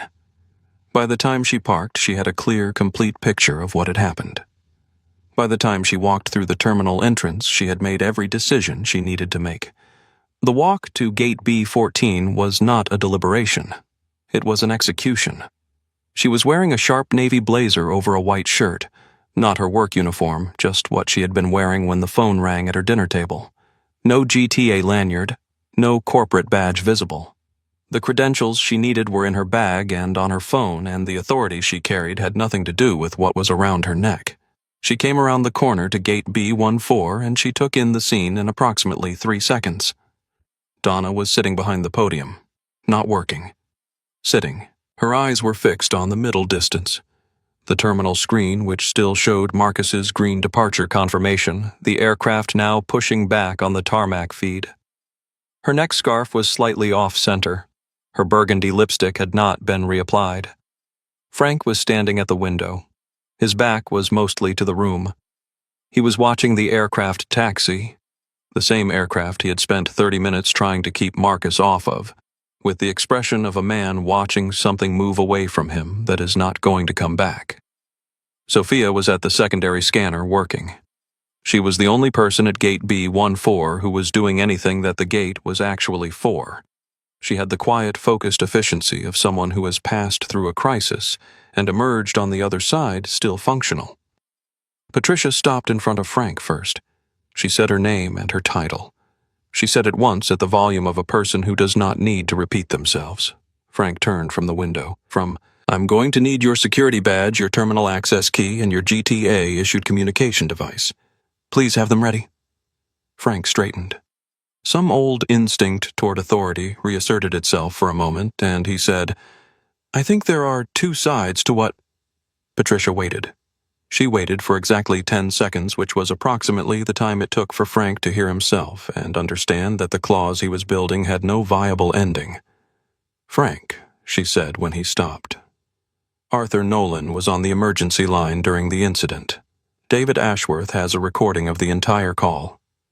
I have written documentation from a gate agent filed through corporate compliance at 10:53 p.m. 4 passenger recorded videos already submitted to our legal team and a formal complaint from an executive-level contracted partner. There are not two sides. There is what happened. Frank put his badge on the counter, his terminal key, his company phone. He set them down one at a time, and each one landed with the specific irreversible sound of a thing being relinquished. Patricia turned to Donna. Donna had stood up from behind the podium. She was standing with her hands clasped in front of her, her posture the last remnant of the professional manner she had carried for 27 years. Not quite upright, not quite collapsed, the posture of a person holding a shape that no longer has anything inside it. She removed her lanyard. She held it for a moment. Then she set it on the counter next to Frank's badge. 27 years, she said. It was not a defense. It was not an appeal. It was just the only information she had left that felt like it meant something. Patricia looked at her. "I know," she said. Then she picked up the badge. She turned to Sophia. Sophia looked up from her tablet. She had been expecting this. Not dreading it. Not particularly, just expecting it in the way you expect the part of a difficult evening where someone finally comes to officially mark what happened. "Ms. Reyes," Patricia said, "your compliance submission has been received and reviewed. Your employment record will reflect tonight accurately, including a formal commendation for adherence to anti-discrimination policy under significant direct pressure. I also want to tell you separately from the official record what you did tonight was the right thing in a situation specifically designed to make the right thing feel impossible. I want to make sure someone said that to you directly." Sophia held her gaze. "Thank you," she said. She meant it simply. "Are you all right?" Patricia asked. Sophia thought about it for a real moment, the way the question deserved. "Yes," she said. "I am." Patricia nodded. Then she turned to Officer Kincaid, who had been standing near the window, hands at his sides, since Frank stepped away from it. He had received his own briefing from the security contractor's supervisor 14 minutes ago. He knew what came next. He walked Donna and Frank out of the sterile zone and down the concourse of Terminal 4 with the quiet, professional efficiency of someone who had been on the wrong side of this situation an hour ago and was now without ceremony on the right one. He did not say anything to them. He did not need to. The passengers moving through the concourse slowed their pace as the three of them passed. The two former gate agents, stripped of their badges, carrying their personal belongings, walking the long lit corridor toward the terminal exit. Some of them had been at gate B14 earlier. Some of them had been in the boarding line. Some of them had filmed. None of them said anything. The silence of a crowd that has already witnessed what it needed to witness is different from ordinary silence. It has weight. Frank walked with his chin down. Donna walked with her neck scarf perfectly aligned and her lipstick still slightly faded, and the ramrod posture of someone maintaining form in the absence of everything else. It was the last thing she had. They went through the terminal doors. The fluorescent light of the concourse gave way to the automatic doors, and then to the cold night air of the departures level, and then they were gone. Gate B14 was quiet. Sophia sat at the primary podium, not Donna's position on the left, but the center seat, the one that faced the tarmac directly. She opened her tablet. She pulled up the queue for the next departure. She could see through the floor-to-ceiling windows the lights of Flight 882 moving on the taxiway, the slow, heavy progress of a fully loaded 777 finding its runway. She watched until the landing lights lifted from the ground and climbed into the dark above JFK until they became just another set of moving points among the many visible from a terminal window on a Tuesday night. Then she looked back at her tablet. She had work to do. She did it. The wheels touched Heathrow at 10:48 a.m. local time. Marcus had been awake for 40 minutes before the landing. Not anxiously. He had slept for most of the flight, the deep, untroubled sleep of someone who had completed an extremely demanding task and could finally stop. He woke somewhere over Wales in the gray Atlantic light, and he had spent the remaining time looking out the oval window at the approaching English countryside. The patchwork fields, the motorways, the early morning cloud cover that pressed down over London like a ceiling. He folded the blanket. He finished the last half-inch of his sparkling water. Still cold, the lime slice long since retired to the side of the glass. He looked at his reflection in the dark window. Howard hoodie, same as always. Scuff on the left shoe, same as always. He did not try to look like anything other than what he was. He never had. Carmen opened the privacy screen at 10:51. Her smile was genuine and rested. The smile of someone who had done her job well and was happy about it. "Good morning, Mr. Webb. Welcome to London." She offered a warm towel on a porcelain tray. "I trust you were able to rest." "I slept perfectly," Marcus said. "Thank you, Carmen, for all of it." She nodded. "A private car is waiting on the executive stand. We've held the cabin. You can disembark first." He slung his backpack. He walked up the aisle and through the forward door and out onto the executive stairs, and the cold, damp London morning hit him immediately. That particular London cold that comes with moisture in it, the kind that gets into your jacket regardless of the material. He breathed it in. He walked down the stairs. At the bottom on the wet concrete of the executive stand, Arthur Nolan was waiting. He was in his late 60s, tall in a dark overcoat. He had the look of a man who had not slept in 2 days because he had not slept in 2 days and who was not trying to hide it. His shoulders were carrying something. Relief. Marcus recognized it, the specific physical quality of relief in a person who has been holding a very large thing and has just been allowed to set it down. He stepped forward when Marcus reached the bottom step.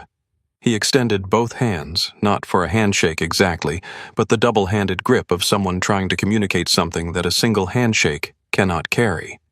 "Marcus," he said, "I owe you an apology. What happened at that gate was a failure of my airline in every way I know how to measure it. I am not going to tell you it was an anomaly because I don't believe anomalies are possible in an organization that hasn't built the structures to prevent them. We failed you. I'm sorry." Marcus shook his hand. He looked at the man. He did not offer the apology easy passage. He let it land and sit for a moment. "The 50 million goes to the equity initiative," Marcus said. "First phase is 10 airports. GTA's North American terminals lead the rollout. Harrison has the implementation timeline." "I know," Arthur said. "I've already signed the amendment. The board approved it 40 minutes ago." He exhaled. "Harrison said you'd say that first." Something close to a smile moved across Marcus's face. "He knows me." They got into the car together. The drive to Mayfair was mostly quiet, the settled quiet of two people who have already said the essential things and are now simply in motion toward the work. Marcus looked out the rain-streaked window at London moving past the motorway, giving way to the North Circular. The North Circular giving way to streets that got narrower and older and more expensive until they reached Mayfair and the glass-fronted building where GTA's London executive offices occupied the top 3 floors. The boardroom was everything boardrooms are when something important is actually happening in them, bright, charged, full of people in expensive clothing who were waiting for one person in a Howard hoodie to sit down. Marcus sat at the head of the table because that was where Arthur directed him. He set his backpack on the chair beside him. He produced the hard drive. He produced the integration documentation. He answered 3 technical questions from 2 engineers who had flown in from GTA's Dublin infrastructure team. Then he signed the acquisition agreement. 3 places. His handwriting was small and clear. The pen went down. Someone in the room exhaled audibly. Someone else said quietly, "That's done." Gerald Sutton, sitting across the table, looked at Marcus with an expression that was not quite the expression he had worn in the priority boarding lane at Gate B14, and not quite the expression he had worn when he stepped forward and said the name. It was something newer, less certain, more honest. Marcus looked at him briefly. He did not nod or smile. He simply acknowledged the look and moved on. Arthur Nolan stood at the window afterward, looking out at the Thames, the gray moving river in the gray moving morning. Marcus stood beside him for a moment, his backpack over his shoulder. The hard drive now delivered the deal, now closed the 3 years of his life, now part of something larger than either of them. "You know," Arthur said quietly to the window, "I flew commercial my whole career. No one ever stopped me at a gate." Marcus looked at the river. "I know," he said. Then he picked up his backpack and walked toward the door, and everything the backpack had carried, everything it represented, walked with him into the rest of what he was going to build. 2 weeks after the signing, Global Transcontinental Airlines published a public statement. It was not the kind of statement that public relations teams write when they want to contain a story. It was the kind of statement that gets written when someone in the executive suite has decided that containment is not the goal. It named what had happened at Gate B-14 by name, racial profiling, without euphemism and without the softening language of institutional self-protection. It acknowledged that a passenger had been wrongly accused, physically obstructed, and subjected to treatment that the airline described as a direct violation of its stated values and its legal obligations. It announced the partnership with Apex Route's Equity Division for a bias training audit across all North American terminals. It announced a revised discrimination complaint protocol, one that routed bias reports directly to regional HR rather than through shift managers, developed in consultation with frontline staff. It was in the language of people who watched these statements for a living unusually direct. Sophia Reyes was promoted 30 days after the incident. Not to Donna's former position, that role was eliminated as part of the terminal restructuring that followed the audit announcement. Her new title was Passenger Advocacy Coordinator Terminal 4. It was a newly created role, and she had a hand in writing the job description, which was its own kind of satisfaction. Her first project was the revised complaint protocol she had helped design, the one that made it impossible for a shift manager to unilaterally dismiss a bias report from a gate agent. She built it with input from 3 other junior staff who had been watching the same patterns for years and had never had a formal mechanism for addressing them. She did not need Marcus's name to do the work. She was grateful for the night she had finally stopped staying quiet. Owen Park's first-person account was published 3 days after the flight. He had written it carefully with the precision of someone who knew that the thing he was describing was not a story about an airline. It was a story about a 19-year-old who had been required to be the most prepared, the most documented, the most controlled person in a room where he should have been able to be just a passenger. Owen did not editorialize. He did not need to. He reported what he had seen, and what he had seen said everything. The piece was shared widely in aviation and business circles.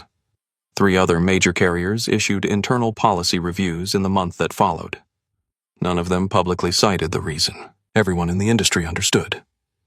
Gerald Sutton sent Marcus a letter, not an email, a letter handwritten on Montgomery Sutton Capitol stationery, in the slightly stiff script of someone whose handwriting has been formed by a career of typed communication. He wrote, "You were right. I was wrong before I knew who you were. I have been thinking about what that means, and I don't have a tidy conclusion. I just wanted you to know that I understood what you said, and I have not stopped thinking about it." He did not ask for a response. He did not attach a business card. Marcus read the letter once. He folded it and put it in the drawer of his desk in the Apex Route San Francisco office next to the documentation from the deal closing and a photograph of himself and Daniel Park from the week they registered the company. He did not write back. He thought about it for 2 days and decided that what Gerald had written was complete on its own and that adding to it would not improve it. 3 months after Flight 882, Marcus was at JFK again. Different terminal, different gate, a connector flight to Dallas for a maintenance infrastructure consultation. He arrived 40 minutes early. He sat in a plastic chair near the gate window. He put his headphones around his neck. He opened his laptop. He began to type. No one approached him. No one questioned his seat. The pre-boarding announcement came through the speakers, and he closed his laptop, and he stood up and he walked to the priority lane, and he held out his phone, and the scanner beeped and the screen went green, and he boarded. It was a completely ordinary Tuesday. That was the point. That was what all of it had been for. Not the 47,000 jobs, not the $4.2 billion acquisition, not the wide reach of Owen Park's article, or the policy changes at 3 unnamed carriers. Those things mattered. But what Marcus Webb had wanted for as long as he had been flying was ordinary Tuesdays. The right to be unremarkable, the right to be a passenger. His sparkling water, lime no lemon on the tray table at his right, stayed cold for the entire flight. He arrived on time. 4 months after flight, 882, Donna Marsh sat in a small office at Newark Liberty International Airport and waited for a hiring manager named Thomas Avery to run her credentials through a background database. The office was the kind of space that exists in every airport in the world, and in none of the parts that passengers see fluorescent lighting, a potted plant that had been overwatered once and underwatered ever since a desk with a monitor and a printed form and a pen in a cup. Thomas was 29 and enthusiastic and had been genuinely impressed by Donna's resume before the database ran. 27 years at GT, 6 different operational roles, 12 customer satisfaction awards, specialist certification in international boarding procedures. He had said with the warm, direct sincerity of someone who was not performing it. That's remarkable. We almost never see tenure like that anymore. Donna had allowed herself a small, practiced smile. She had crossed her legs. She had said, "I pride myself on maintaining standards." She had been preparing for this interview for 3 weeks. Since her termination, she had applied to 9 airline positions. 7 had not responded. 2 had declined at the application stage with the standard language of organizations that do not explain their rejections. Atlantic Horizon Airways at Newark was the first callback she had received, and she had spent the night before in front of her bathroom mirror rehearsing her answers with the focused preparation of someone who did not understand that the preparation was beside the point. Thomas turned to his monitor. "I just need to run your profile through the new unified personnel database. All the major North American and European carriers adopted it last quarter. It integrates background checks, conduct records, and security clearances across the consortium. Should only take a moment." He typed her information. He clicked enter. He leaned back in his chair. The office was quiet except for the air conditioning. 2 seconds passed. 3. Thomas's expression changed. Not dramatically. The small specific change of a person who has just read something they were not expecting and who is now deciding how to proceed. He leaned forward. He read more carefully. He looked up at Donna. "Donna," he said, and his voice had dropped to the careful neutral register of someone delivering information they did not generate. "I'm getting a hard ban on your profile." A global flag. The ambient noise of the office receded. Donna heard the air conditioning and the distant sound of ground vehicles outside the window and nothing else. She felt the specific cold, of a specific recognition moving up from somewhere below conscious thought. "Oh, what?" she said. "Run it again." Thomas turned the monitor so she could see it. The display was clean and precise, the architecture of it immediately familiar to anyone who had spent 3 decades in the aviation industry's digital infrastructure. And it was familiar to Donna in a more specific way than that. She knew this interface. She knew the font. She knew the error box format and the flag categories and the override notation. She had used a version of this system herself for 27 years. The GTA booking system integrated last year with the new Apex route backend, which she had thought nothing of at the time because she had not known whose backend it was. Centered on the screen in clean red letters. Personnel profile. Hard ban. Global aviation blacklist. Reason. Gross misconduct. Documented racial discrimination. Initiated Apex route admin portal. Manual override disabled. She read it once. She read it again. She looked at the words Apex route admin portal, and she felt the floor of the small office reorganize itself beneath her. She had voided Marcus Webb's boarding pass with a system flag. She had triggered a level 3 fraud lock on his profile and watched the red screen appear on her terminal and felt at the time the satisfaction of institutional machinery doing what it was supposed to do. She had put that lock on his access to the flight.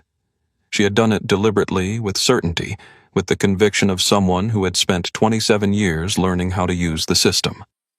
She was looking at the system now. It had learned from her. Donna Thomas said gently, because he was a genuinely decent person in an uncomfortable situation. "I'm sorry. This specific flag is integrated with the FAA and the International Hiring Consortium. It means I'm not able to extend an offer. Company policy actually requires me to ask you to leave the building." He paused. "I'm really sorry." She waited for the words that would come next. The words she had always had available in every difficult conversation in 27 years of gate management. The words about protocol, about institutional experience, about the appropriate channels for review and appeal. She opened her mouth. Her throat was dry. Nothing came. There was no protocol for this.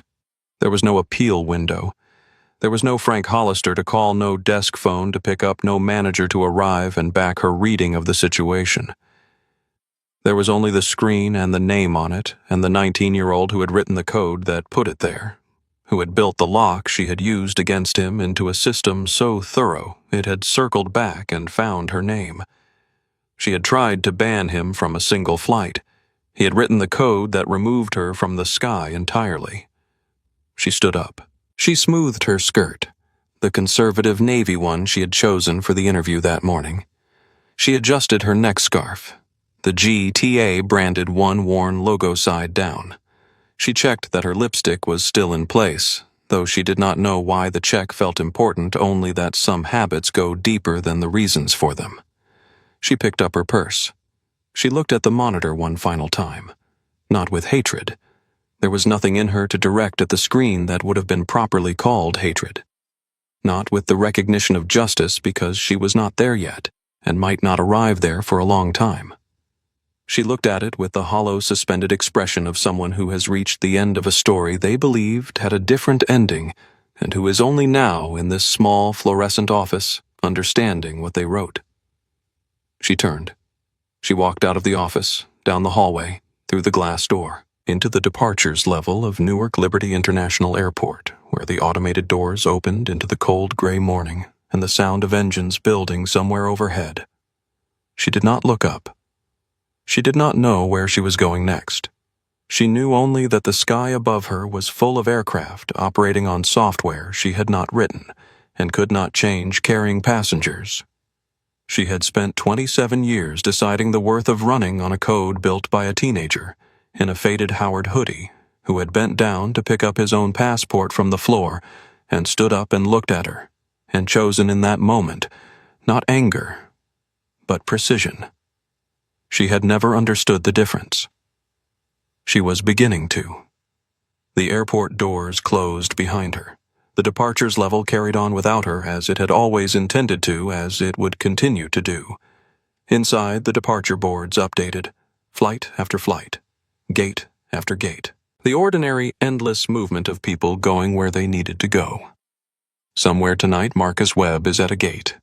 It might be JFK. It might be Heathrow or O'Hare or SFO. He is probably early. He is probably working. There is probably a sparkling water, lime, not lemon, on the armrest beside him, going slowly warm while he types. He is not defined by what happened at gate B14. He is not carrying it as a wound or a victory or the central story of who he is. He carries it the way he carries everything that has happened to him since he was 12 years old, standing in a hotel lobby with a badge that said he had earned the right to be in the room as information, as preparation, as one more thing he knows about the world that makes him more ready for the next version of it. There is a particular kind of courage that does not look like courage from the outside. It does not raise its voice. It does not demand witnesses, though it does not flinch from them either. It decides, quietly at great personal cost over and over again across years of accumulated evidence, to stay in the room, to remain exactly as prepared as the situation requires, to let the truth be the loudest thing present, because it always is, in the end, for the person willing to wait for it. Marcus Webb did not win at Gate B14 because he was powerful. He was 19 years old and he was alone in a terminal with a canvas backpack and a broken zipper. He won because he was prepared. And he was prepared because he understood from 12 years of standing in lobbies and conference rooms and boarding lines that no one was going to prepare the room for him. That the rooms were going to require him to arrive already ready. That the only response to that unfairness that would actually work was to become the most ready person in every room, every time indefinitely. That is not a small thing to ask of a person. It is not a small thing to maintain. It costs something every time. He knows that. He has always known that. What he also knows, what Gate B14 proved in the most complete and public way possible, is that it works. That precision outlasts assumption. That patience in the right hands is not passivity. It is strategy. It is power. It is the thing that writes the code that locks the door. If this story moved you, if Marcus's patience in that terminal said something to you about the kind of person you want to be or the kind of world you want to live in, please take 1 second right now and hit that like button. It costs nothing, and it helps this story reach someone who needs to hear it. If you're not subscribed yet, subscribe right now. Every week we bring you stories of dignity, justice, and the people who refuse to be erased. Share this video with someone in your life who needs a reminder that staying calm and staying ready is its own kind of power. And drop a comment below. Tell me what you would have done in Marcus's position, or tell me where you're watching from tonight. Your voice matters here. Thank you for watching. There is always another story, and the next one might be about someone you recognize. It might be about you.